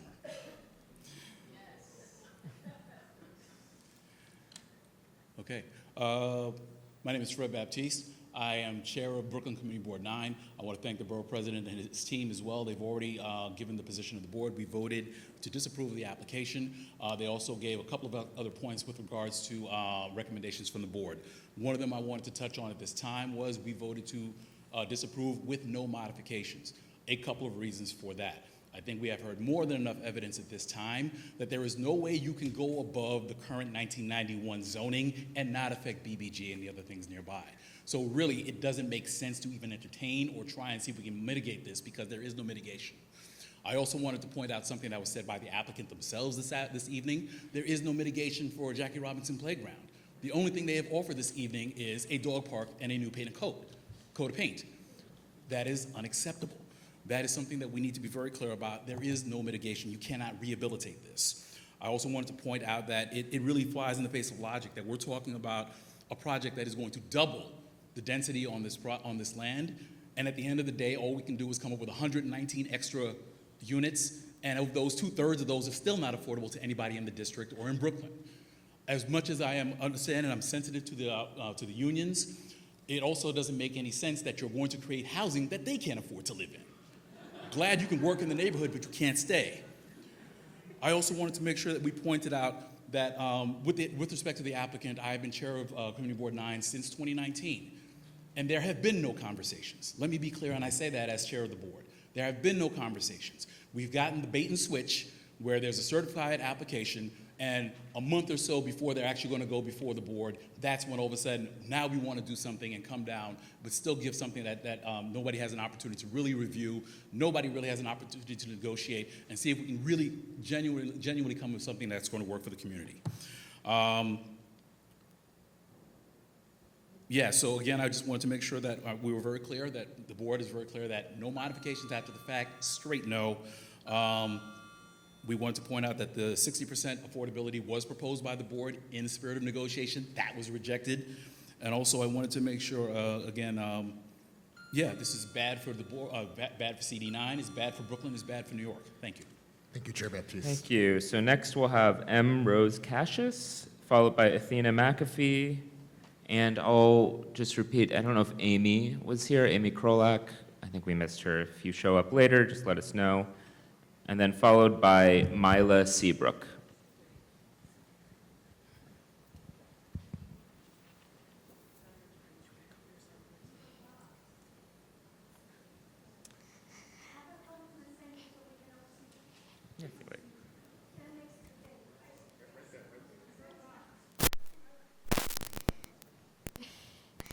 Hi, my name is Athena McAfee. I've been going to the Brooklyn Botanic Garden for children's classes for the last few years.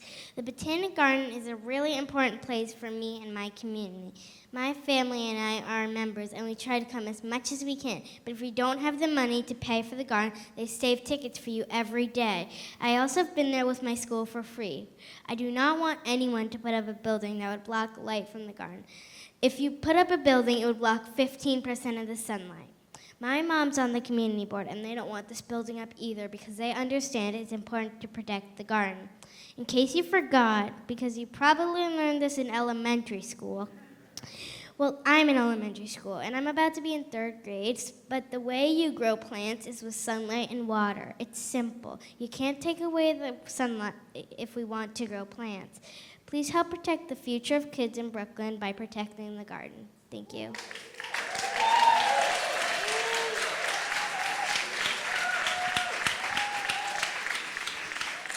We'll hear from the next speaker. Hi, I'm Rose Cassius. I'm a volunteer at the Brooklyn Botanic Garden and a member as well for about 6 years. I hope that you'll deny any rezoning that would endanger access to sunlight to the garden. Just thinking as a tour guide that guiding that I do at times and how it will affect the desert pavilion, the tropical pavilion, the temperate pavilion where, you know, there's these plants, they're not native to here, and they need they need all the sunlight that they can get. And also thinking of the children's garden that will be affected, where children come every day for like hands-on experience of learning about plants. So I believe this garden is a real gem here in Brooklyn, and it needs to be protected. Thank you for your testimony. Thank you. So next we have Mila Seabrook. After Mila, we will have Dawn Reckles, followed by Chelsea Forgany, and then William and Tazi. Good evening, everyone. My name is Mila Seabrook, and I'm the Associate Director of Individual Giving and Special Events at BBG. Prior to working at Botanic Garden, I worked at the Brooklyn Children's Museum and then at Prospect Park. I say that because I am the community that the garden serves. My grandmother came here from Trinidad in 1940, and she gave birth to my mother in 1954, at which point my mom became a regular visitor of the garden. When she went into her 30-plus year career with the NYC DOE, she started it as a substitute teacher at Jackie Robinson Middle School. So I have played on that playground, and I know what the value of sunlight is there. This brings me to the true reason why I oppose the development. There are already not enough green spaces and sunlight in the neighborhoods Black and brown residents live in, and certainly not enough in the areas that gentrification, redlining, and racism have forced us into. As a Black woman born and raised in New York City, I know too well the shadows of developments and what is, for many, the unattainable price of sunlight coming through your apartment window. I know what it is to feel unwelcome in beautiful spaces, and I know what a joy it is to find spaces where none of that exists. In the garden, I am welcome. In the garden, I am at peace. You have heard that people who oppose this rezoning are against affordable housing. I stand before you as a Brooklyn native that cannot afford to live in Brooklyn, and yet I oppose the housing because I believe that there are more important things at stake here. I'm glad that someone brought up the Jackie Robinson playground, because that has not been mentioned. The lack of sunlight to that playground would cause irreparable harm to the students who go to that school and to the children from the surrounding area. These kids are coming out of places like Ebbets Field. They do not have sunlight. So I think that that's just something that's important, and that should be mentioned in addition to the fact that it is going to cause impossible harm to BBG. Thank you for your time. Thank you for your testimony. Next speaker.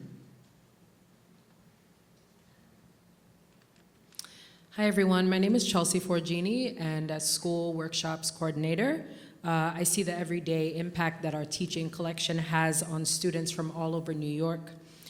This past school year, our instructors led tours and put plants in the hands of over 7,000 students and their teachers and chaperones. And that's just our School Workshops program. That doesn't count the Discovery Garden. It doesn't count the Children's Garden. We were able to provide healthy plants to Lisa Basso and her 8th grade students from Montauk Middle School in Borough Park, who come every single year.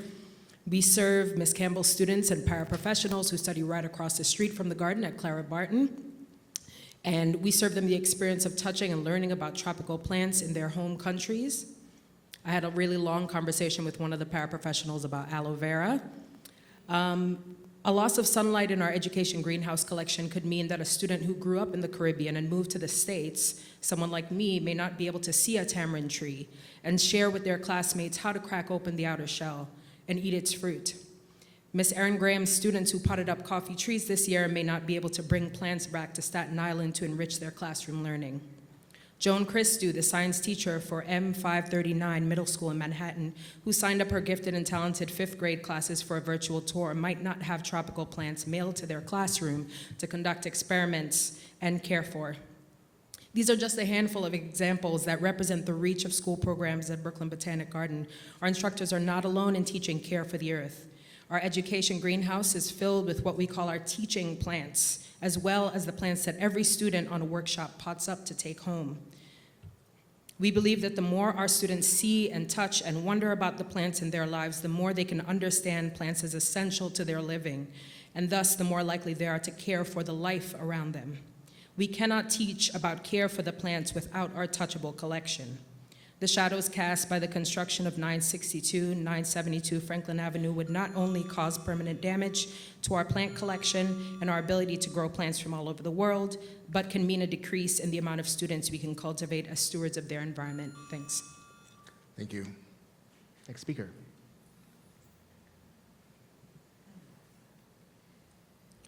Hello, my name is William Olmsted Antosi III. I have a master's degree in sustainable architecture, and I'm a Brooklyn-based architect with my own practice focused on public space and the built environment. Previously, I spent a decade working for some of the most prestigious firms in the world of architecture and urban planning on projects like the High Line, the Whitney Museum, Pier 57, and Columbia University Manhattanville campus. I'm a professor in architecture and design at Pratt Institute and the City College of New York, where I teach architecture design in the urban setting and urban design. And as my middle name suggests, I'm also a relative of the famous landscape architect Frederick Law Olmsted, who designed Prospect Park, Central Park, and whose firm designed the Brooklyn Botanical Garden in 1907. I'm here today as an advocate for the green space and sunlight in our urban jungle. I would like to use my time to speak on behalf of the zoning amendment of 1991, 33 years ago, adopted unanimously to minimize future shadow impacts upon the garden because nobody designs zoning for the present day.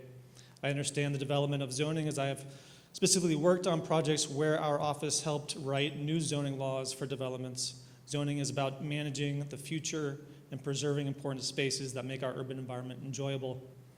I want to make sure it is very clear the governing body that passed the amendment in 1991 was not naive to the foresight of the future. They could see clearly how growing was trending.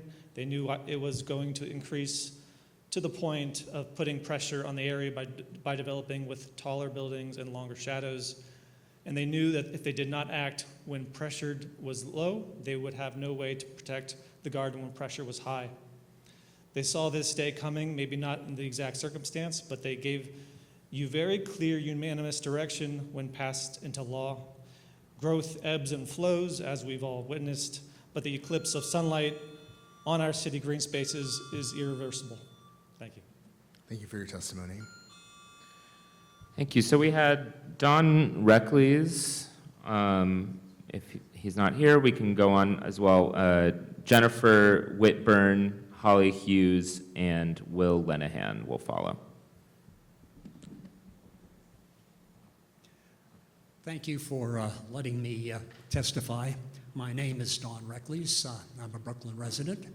I live about 1.5 miles away from the garden, and many times a year I walk over to the garden in Prospect Park.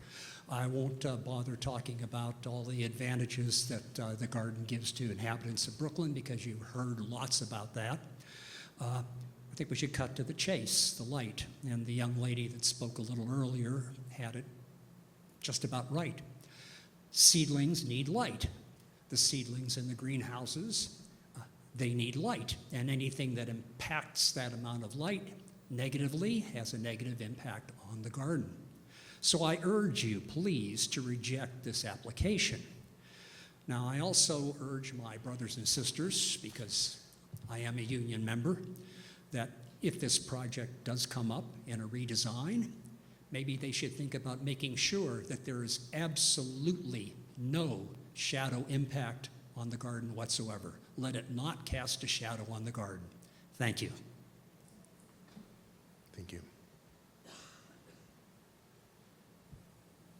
Great, so yes, next three we had were Jennifer Whitburn, Holly Hughes, and Will Lenahan. So, hello, I'm Jennifer Whitburn, and my daughter Ana Pareja also would like to testify. What should we come up with? Can you come here or on the? Would you like to testify together or separately? Together. Yeah. Okay. That's perfect. Yeah. Thanks. So I have a 20-year long Crown Heights resident. a member of the Botanic Garden. Our daughter grew up in the Botanic Garden. During the pandemic, that was our classroom. The garden opened for us, and that was the space where we held class. This is where we learned. The Jackie Robinson Playground is a place where we played. This is our community. Our community needs light. Children need light to flourish and to grow. The garden is an oasis for all of our community to be connected with nature. It is vital. I urge you to deny any changes to permitting, to zoning that would impact any loss of life. Now she wants to speak. She's so passionate about this. She's willing to stay up past bedtime because she wanted to do this. So. Hi, my name is Anna, and the Brooklyn Botanical Garden and the Jackie Robinson Playground needs the sunlight. The building planned is too big. Thank you. Thank you.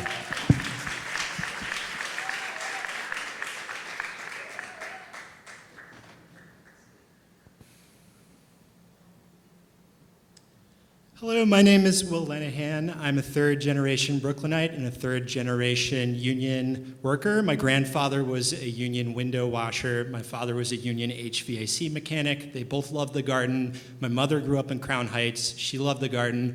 I was born at home, and the first place she brought me when I was 2 weeks old was the conservatory at BBG, pretty recently after it was constructed in 1988.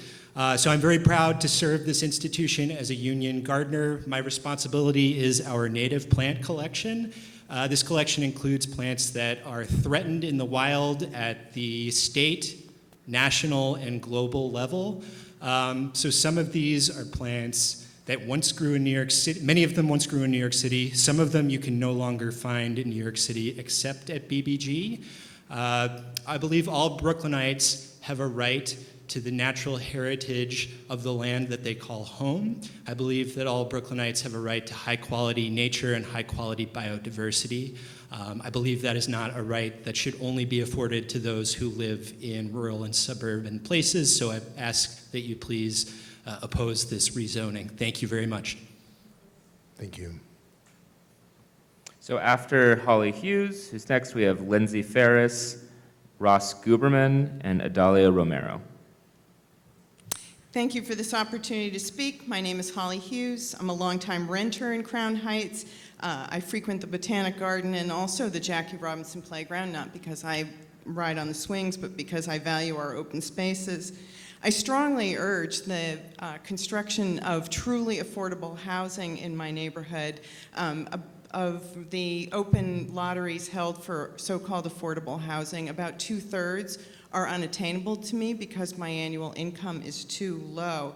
But at the same time, I strongly believe that all New Yorkers do deserve to live in healthy, safe environments, and that means safeguarding our light, our air, and the precious green spaces that are so vital to our health, especially as we fight, and the city works to fight the health effects of extreme heat, with emergency room visits for heat-related illnesses deaths by heat-related stress reaching about an estimated 300 a year, according to the New York City Health Department. There are many organizations working to mitigate the effect of heat islands around the city. The New York City Parks Department, for example. Other city agencies are trying to identify and help our most vulnerable communities. It was startling to me that in 2022, the Comptroller's Office did a study of the 10 most heat-vulnerable neighborhoods, that is, neighborhoods with high heat vulnerability and a lowest number of cooling centers per capita. The Crown Heights Prospect Heights neighborhood came in 5th on that list of 10 most heat-vulnerable communities. That, to me, is a call for action. This outsized upzoning is not a solution. I think that any effort that would in any way imperil the propagation and support of the tree canopy that we already have seems totally counterintuitive and counterproductive to city efforts, and I urge you to oppose it.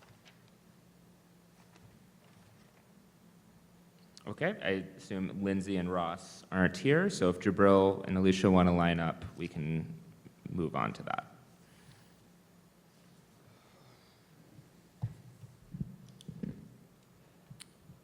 All right. My name is Jabril Cooper. I work on the community green team at Brooklyn Botanic Garden, and I want to focus on that word, community. I work with and speak directly with the residents of Brooklyn. There's 3 press reporters right now that can attest to the fact that I spent today driving around Brooklyn just looking at people's gardens. In other words, I'm tired, but I'm still here, and I can do this all day if it means protecting the garden. Proposing to rezone and build a 14-story structure is, putting it kindly, short-sighted. I'd excuse not knowing the impact of the proposed structure, but those in favor of the project are well aware of how it would affect the garden. While I was waiting online to sign up for testimony, I heard someone in favor of the project say that they have to go in together all as one, and I actually love that sentiment. I think we have to go in together as one to protect one of the many resources we have in Brooklyn that is in danger of being stripped away. And for what? Maximum profit? Unlike the 75% market rate building proposal, the garden is a place for everyone and open to everyone. Talk to me. I will personally teach you how to take care of your trees. This isn't union against union, workplace against workplace. I grew up in affordable housing, actual affordable housing in Astoria, Queens, Ravenswood houses on the corner of 21st and 36th. This proposal isn't affordable. It's not ecologically sound. It's not even wanted by the community in which they want to build. And don't forget about its impact on Jackie Robinson, which is already great as is. Protect the zoning from 1991, and let's grow some plants. Thank you. Guys. Nice. Thank you. That's it. So, Thank you. oh, sorry. After Alicia Boyd, we'll have Emily Bajonos, Alice Nax, and Elizabeth Thinor. Again, apologies if I misstate your name. Feel free to restate it on the record. I'm Alicia Boyd. I want you to look around the room. Where are the unions? They left. That's what would happen. They would come into our community, they would build the buildings, and then they will leave. And we will be left with the disaster of that building. Jackie Robinson Playground will be forever in the dark. Of course, as I said before, they come with vague numbers and not really sure how much money they're going to give. It's in this, it's always this kind of issue. So let's just put some facts down. They're choosing the workforce option as the affordable. You can't have 3 options. You can only have 1 option under the MIH program. That option starts at $140,000 and goes up to $298,000. So when they tell you that it's affordable for somebody, but it's not affordable for the community or for most people sitting in this room. And for what? So that they can build a development project, as if we have not made contributions to the development of housing in our community. We've got so many housing developments going on in CB9, it's ridiculous.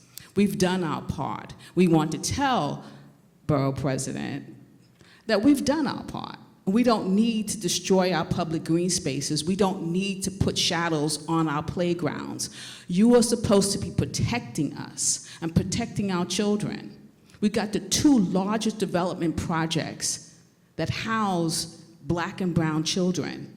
That playground is the only playground that services them. The only playground. And you're considering shadowing it for the rest of these children's lives because they're going to give us housing that's affordable, that starts at $140,000. Do you make that? I'm asking you, do you make that? This is your time for testimony. I know, but it's my question because I don't make it. You know, we need to stop. We need to say no. And Borough President came to our community board and promised that if this development project was going to sit there and harm the Brooklyn Botanic Gardens, that he would vote no. This is what he said. The Department of City Planning said that it would. The Department of City Planning said there is no plan that they could present that's enforceable. Be clear about that. They stated it on the record. Hold Borough President Reynoso accountable. Make him do his job, keep his promise to this community. Thank you for your testimony, Ms. Boyd. Thank you for your testimony. We welcome any additional testimony in writing.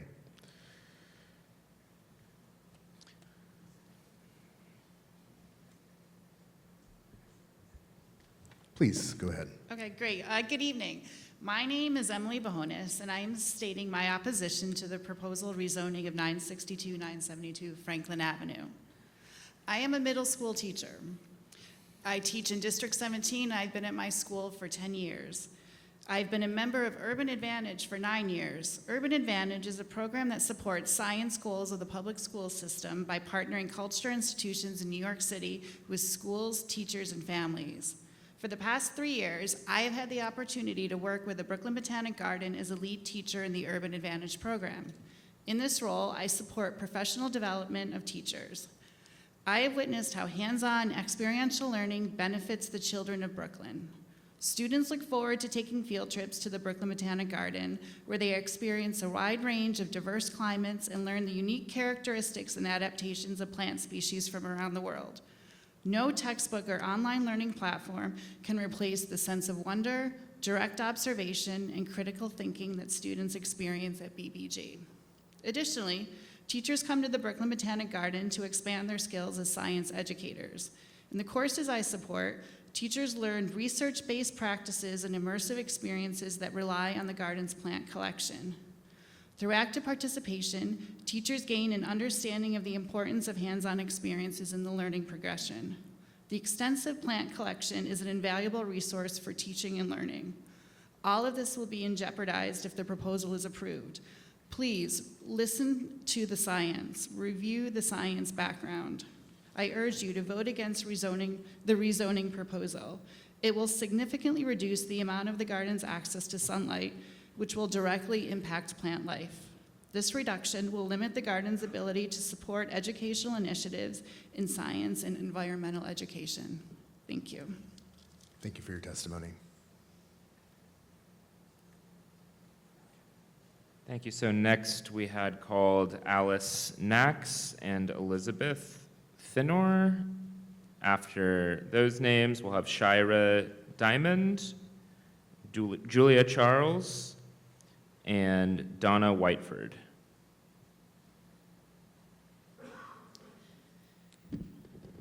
Hello, my name is Shayna Diamond, and I am seeking your support against the rezoning application. As a Crown Heights resident, BBG member, and former UUP and AFT union member, I am deeply worried about the environmental and quality of life impact this development will have on the garden and our community. I find it abhorrent that Continuum makes claims about providing affordable housing, saying they're the only development addressing desperately needed housing for middle-income families, but that's only 25% planned. We must remember the other 75% is market rate. New York does not have an affordability problem. We have an exploitation of human needs problem. You can accomplish affordable housing without blocking out the sun for the BBG and Jackie Robinson playground. You can build affordable housing by not prioritizing the building of for-profit housing. Housing should not be a profit-based business. It's a fundamental human need. Nowhere on Continuum's website do they mention a commitment to community betterment. They do mention they can unlock value where others can't, and that creating value for the consumer and investor is at the heart of what we do. Also, their convenient comparison chart detailing how with rezoning, they promise 100% union jobs, but without rezoning, no guaranteed union jobs. They don't care about union workers. They just want to invoke unions as a pawn for negotiation. Maybe the developer can explain why they'll only guarantee 100% union if they get their way. It's very clear that the community is not a priority at all. We are huddled inside air conditioning after days and days of record-breaking heat. Have we forgotten the apocalyptic skyline from last year's fires? Rates of anxiety and depression are at an all-time high, especially among the youth. And our environmental crisis is a contributing factor for this hopelessness that so many feel. I feel this. Our children's future has been bought and sold. We have not been stewards. We have failed our descendants. We have been lazy, greedy, short-sighted ancestors. Not this time. We must protect our garden as one of the ever-threatened spaces of solace and beauty in this world, where we have violated and destroyed our environment at every turn. Study after study demonstrates that spending time in nature improves physical, mental, and emotional health. We must protect the Jackie Robinson playground. We must protect the BBG. We must be good ancestors. Not this time. Not this time. Thank you for your testimony. Next speaker. Good evening. My name is Donna Whiteford, and for more than 30 years, I have been a visitor to and a member of the Brooklyn Botanic Garden. And I'm here to really ask you to deny the rezoning proposal. Why? Because it'll have a deleterious impact on the sunlight needed by the garden for the plant collection. And it's that plant collection that has created and firmly established the garden as an oasis of calm and relaxation in the heart of Brooklyn, which is a pretty busy borough, and a center of education for both students and adults. And in addition, it's that plant collection that brings in those hundreds of thousands of visitors every year, and they receive positive mental and physical health benefits from that. So again, please don't do anything that would damage the garden, and please preserve this jewel in the crown that's Brooklyn. Thank you. So after this speaker, we'll have Bob Whiteford, Haley Kessel, and Teresa Westerdahl.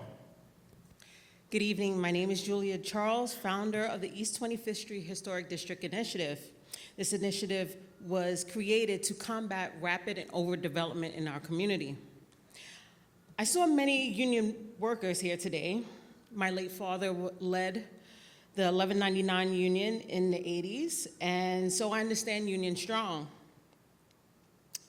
But what I understand most is their employer, ultimately your job assignment is temporary. The damage that would be done would be permanent. Some of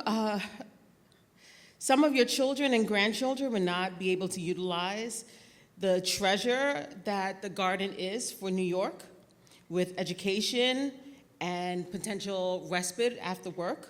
Additionally, the pandemic had shined a light and a spotlight on the need for green spaces. Inflation has made it necessary for people more than ever to learn some form of gardening practices for sustainability. I urge the office of the Borough President to not support the rezoning proposal.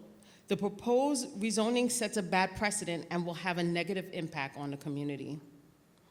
For the developer, who clearly is not here, or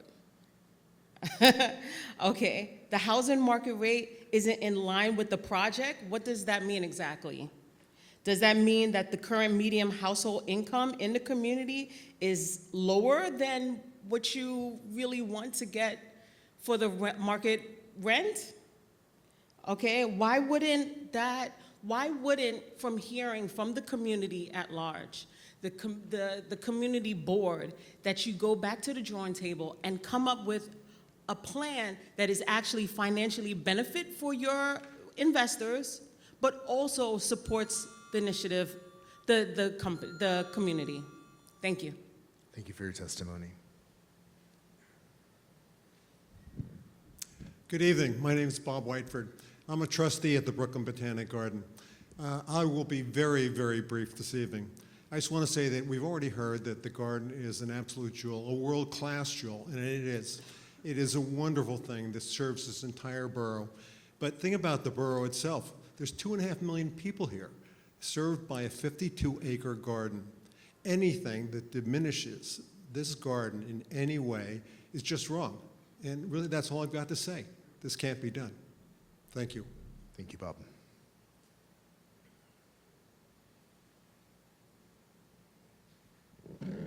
Hello, everyone. I am Teresa Westerdahl. I am a Crown Heights resident, and I've lived very close to the proposed development for over 2 decades. I am a parent, a gardener, a member of Community Board 9, serving on the Environmental Protection Committee. Today, it was 97 degrees in the city, but milder near my house with a breeze thanks to the victory of BBG and the nearby parks. Today's weather is a harbinger of what climate change will bring, a situation that will be drastically worsened by the proposed Franklin Avenue development, which will create a heat island effect, a microclimate, raising temperatures by what is predicted to be more than 10 degrees. The rezoning will create the shadows, induce the microclimate change, and increase heat, degrade air quality, negatively impact affordable housing in my area. Our neighborhood is already incredibly dense, the second densest in New York City, and it lacks essential services. We have no viable, non-private community center, no pool, no free pool for our children to learn to swim. Why are developers interfering with Jackie Robinson Park, installing changes that will benefit them and their new tenants? What a bunch of phony baloney. Jackie Robinson is a great park already and a playground recently completely redone by Lori Kumbo. I go to Jackie Robinson regularly. It's a great little park and it needs sunlight. This is a horrible idea. We want 20 to 30% AMI housing because that is what we desperately need, and this project will not provide that for my neighborhood. We must prioritize our community needs over developer process, our environment, our climate, and the future of our children and neighborhood. Reject this project now. Protect our environment. Thank you for letting me speak, and I hope Reynoso keeps his word and rejects this project. We're watching you, Reynoso. Thank you. Thank you. The next speaker, welcome. After this speaker, we'll have Nicola Cox, Anna Gardner, and Maria Roca. Good evening, everyone. My name is Haley Kessel. I am a resident of Ebbets Field. I have lived here for 8 years. Ebbets Field and this new development are only separated by Jackie Robinson Playground. So this will be a new neighbor to multi-generational families and disadvantaged communities that have flourished here. Jackie Robinson Playground is a meeting center, not just during the school year or for the elementary and middle schools in the area, but for the residents of Ebbets Field.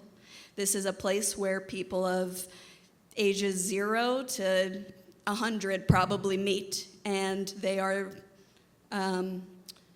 going to be negatively impacted by this housing development. Today on the slideshow, we heard from the developer that this project should be supported by the community. However, when the only community outreach you have done are legally mandated community hearings, and the people that live in your neighborhood have not even heard of this rezoning project, except for the alarm raised by the Brooklyn Botanic Gardens, you're not here for the community, and you have done no public outreach before deciding to develop this project that will negatively impact generations to come. We see buildings go up, and they never seem to get smaller. Once this is done, this will be opening the floodgates for other new development in this area that will also negatively impact both Jackie Robinson Playground, the disadvantaged communities in this area that are already struggling to afford where they live because of the new developments, and for the Brooklyn Botanic Garden trees and plants that have lived here longer than most any of us ever have and will. So please, reject this rezoning and do not allow this developer to be greedy and take advantage of this neighborhood. Thank you for your testimony. Next speaker.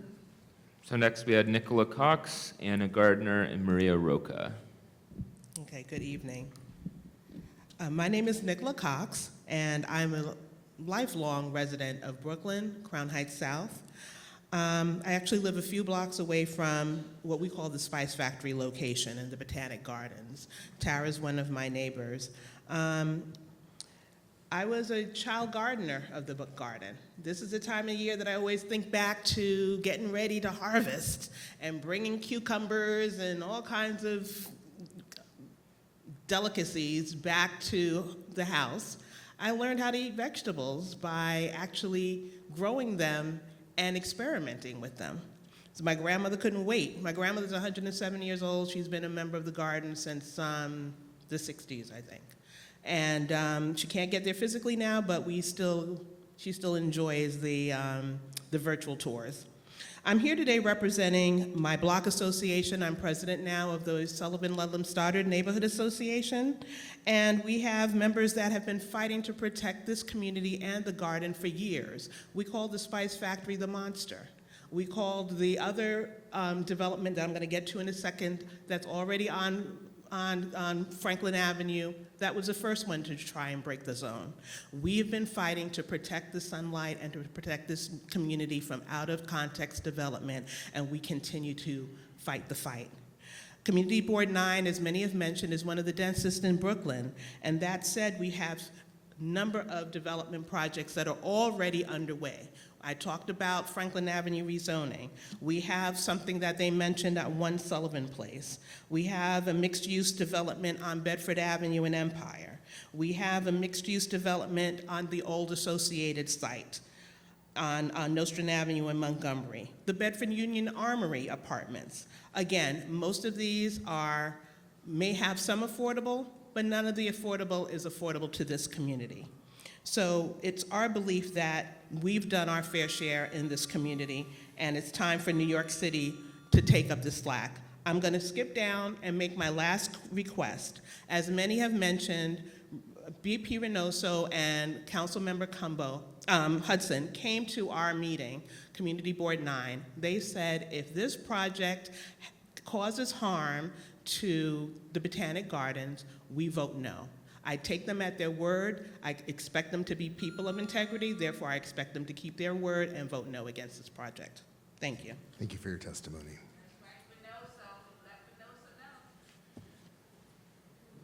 Next speaker. So we had Anna Gardner. Yeah. Oh, sorry.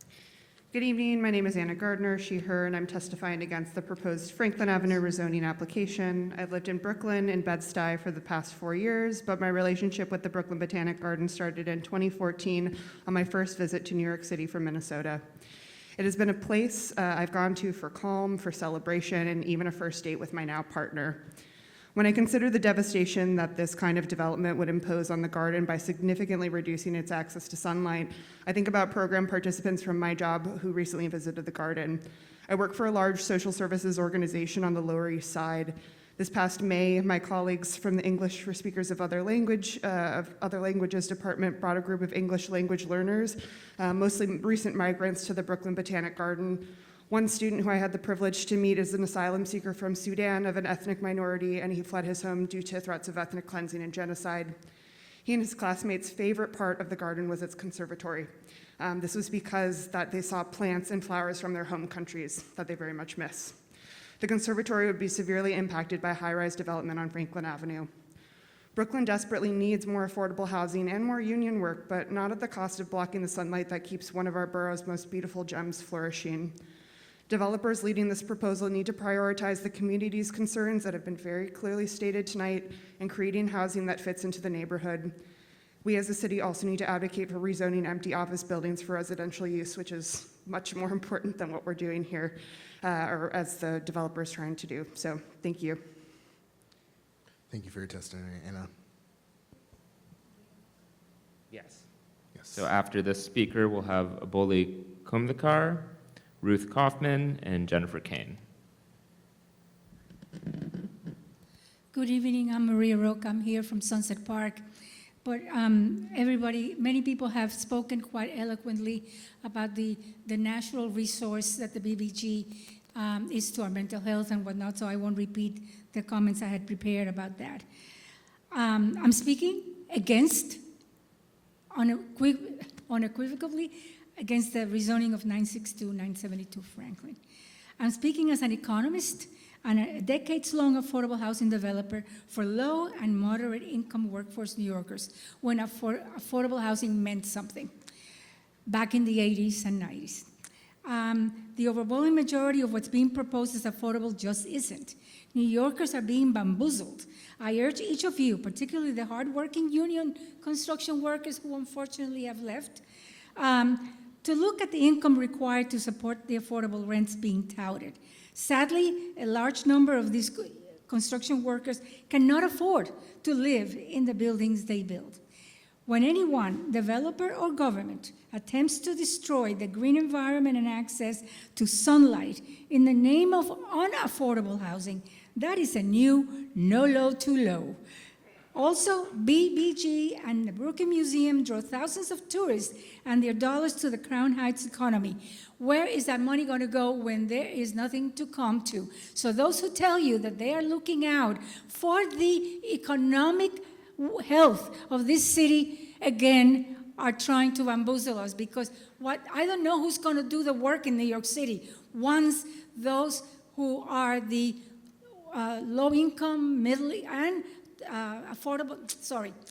moderate income people are no longer around. They're cutting themselves at the knee, and us, because the majority of New Yorkers are not even the 20% or the 30%, not even that. So I'm glad everybody came out today. It's heartwarming, and let's keep fighting. There's no other thing to do. Thank you for your testimony. Next speaker.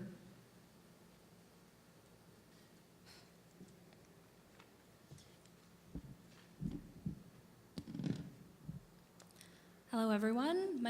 Thank you for the chance to speak. I'm Aboli, and I'm here to oppose the proposed zoning amendment. I've been a member of the garden for the last 2 years and a visitor for the last 5. I live in Manhattan, where gardens are few, and I travel to Brooklyn to visit the garden every season. My window looks out to a brick wall, and I get about 1.5 hours of sunlight per day. This is the same amount that would be blocked by this building. I cherish the gardens and cannot understate how important green spaces are in a city. I'm a huge supporter of affordable housing and appreciate the unions for protecting the people of the city, but I think the choice between green spaces and affordable housing is a false one. The proposed building has only about 30% affordable units, and if affordable housing is important to the developers, why is that percent not higher? Why can't the developers tell us how much they will cost? Why can't they build a building within the current zoning and with a higher percentage of affordable housing overall? To quote the developer's own website, to proceed with the luxury development, 62 existing residential rent-controlled tenants had to be relocated, along with 10 retail tenants. My answer to the questions above is that they only care about affordable housing when they can take advantage of it for profit. Additionally, the developer bought this land at the value reflecting that it can only be built up to 7 stories. They are willing to damage the resources of the garden and Jackie Robinson Park as a byproduct of their attempt to maximize profits by increasing their space. This rezoning is a slippery slope that will lead to the decline of the garden. Hours of sunlight lost is no joke for these defenseless plants. The garden is one of the few places in the community to see plant life during the winters, and we need to protect the garden. Let's not take advantage of this community and build an apartment building that many cannot afford, as many have said before me. The construction jobs provided are temporary, but the loss of sunlight is forever. Thank you. Thank you for your testimony. Please. Good evening. Thank you for waiting, everyone. My name is Jennifer Kane, and I'm a member of the community. And while I was waiting, I Googled the Dutch motto that's on the flag of Brooklyn behind us all, and it actually means unity makes strength. And I hope that the testimonies that are provided here tonight show that there's much unity among the community. I have a short message that I hope is relayed to Borough President Reynoso. I'm vehemently opposed to the rezoning, and I vote. Thank you. Thank you. So next we had called Ruth Kaufman. After her, we have Robert Muggio and Zenobia McNally. Hello. I'm a longtime member of the Brooklyn Botanic Garden, and I live within walking distance. I consider the Brooklyn Botanic Garden to be my garden and my happy place. I'm kind of puzzled tonight by this public hearing by Borough President Antonio Reynoso, where he seems to be absent. Because of its size, scale, and proximity to the garden's most sunlight-sensitive resources, I strongly, strongly, strongly oppose the rezoning proposal. The garden's shadow studies and the developer's own environmental report both recognize the project would cause harm to the garden and loss of sunlight, something that countless people have said before me. For good reason, the Community Board 9 issued a resolution to disapprove the application. The existing zoning established to protect this resource must remain in place. Please put the endless meetings on this topic to an end and do the right thing. Vote against the 962-972 Franklin Avenue rezoning application. Thank you. Thank you. Next speaker. Good evening, everyone. My name is Robert Mugio, and I have been a Brooklyn Botanical Gardens member for the last 5 years. I'm here today to support the fight for sunlight and vote no against the rezoning for our neighborhood. Everyone here has so beautifully spoken about the community and education the garden provides to our neighborhood, but it also is so important for our health. We need the Brooklyn Botanical Garden to keep us healthy and grounded. Between my full-time job and being a full-time nursing student, I work 60 hours a week and need the garden to relax at the end of the day. If the zoning goes through, where else can I visit one of the largest collections of cherry blossoms in the nation? I personally need Brooklyn Botanical Gardens for my health. To the workers concerned about this job that this rezoning provides, I understand that rent is expensive in the city. However, instead of building on top of it, why don't you take on projects to fix the housing we currently have? I am a proud member of the 320 Empire Boulevard Tenants Union and have worked to fix my building by adding a wheelchair ramp, fix fire doors, and adding lighting outside of the building. We have water pipes in our building that haven't been fixed since 1928, so there's plenty of work to be done. To the developers so focused on voting for this, you're just wrong, and you really need to reevaluate your priorities. If you're so concerned about the price of rent in the city, you would propose rent caps, rent reductions, protect rent-stabilized housing from rent hikes, and above all, build more green spaces to truly make this city healthy. Green spaces can reduce entire neighborhoods' overall temperature by 5 degrees Celsius. As a student nurse working in the ER at Bellevue Hospital, you would help our hospitals if you worked on building parks and green spaces instead of skyscrapers. Instead of trying to make money off of this community, you should be concerned for the health of its residents. Please vote no on this since the garden is important to our community, education for our children, and all of our health. Thank you. Thank you for your testimony. Good evening. My name is Zenobia McNally, and I am a native of the lovely country of Panama, the lush tropical plants of Panama, and a long-time 50-plus year resident of Flatbush. And for some reason, I feel we were here before. Why are we doing this again? Did something change?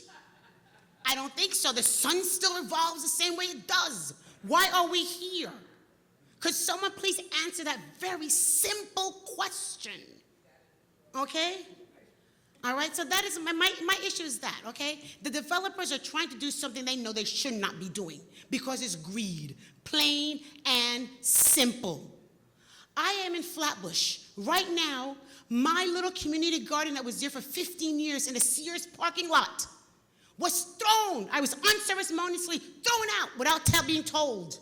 And at 5 floors only, the sun that is gone from the block is blinding in its absence. So how are you going to try to build something so large on something so precious as a Brooklyn Botanical Garden? That is unbelievable in this city, in our great borough of Brooklyn, that this is a stupid question that is even coming to us again today.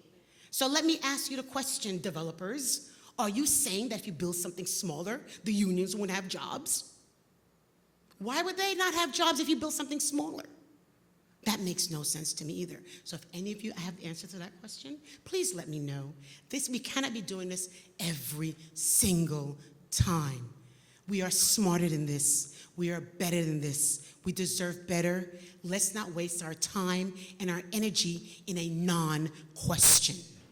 Thank you for your time. Thank you for your testimony. Is there anyone else who signed up who has not been called, or perhaps their name was mispronounced beyond comprehension? Is there anyone else who would like to testify on this item?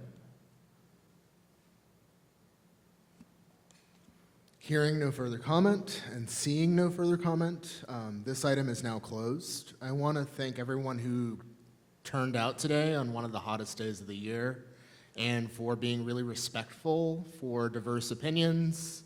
We heard a lot today from young people, older folks, unions, both at the garden and in labor and construction and management of buildings. There are many, many perspectives in the room. Thank you all for coming out tonight. This ULURP public hearing is now closed. The Borough President will review these applications and submit his recommendations to the City Planning Commission, which will hold its hearing on these items at a later date. As a reminder, members of the public may submit comments to testimony at brooklynbp.nyc.gov for the Borough President's consideration until Friday, July 19th, 2024. As was referenced by a question from the audience, the CPC hearing for this, for 962-972 Franklin Avenue has been scheduled for Wednesday, August 7th at 10 a.m. The hearing is scheduled for August 7th. There is a briefing. Our review period goes through July 26th. So, yes, so the hearing is scheduled for August 7th. You can see that on the ZAP portal as well. With that, this meeting is now adjourned. Thank you for your time this evening and for coming out.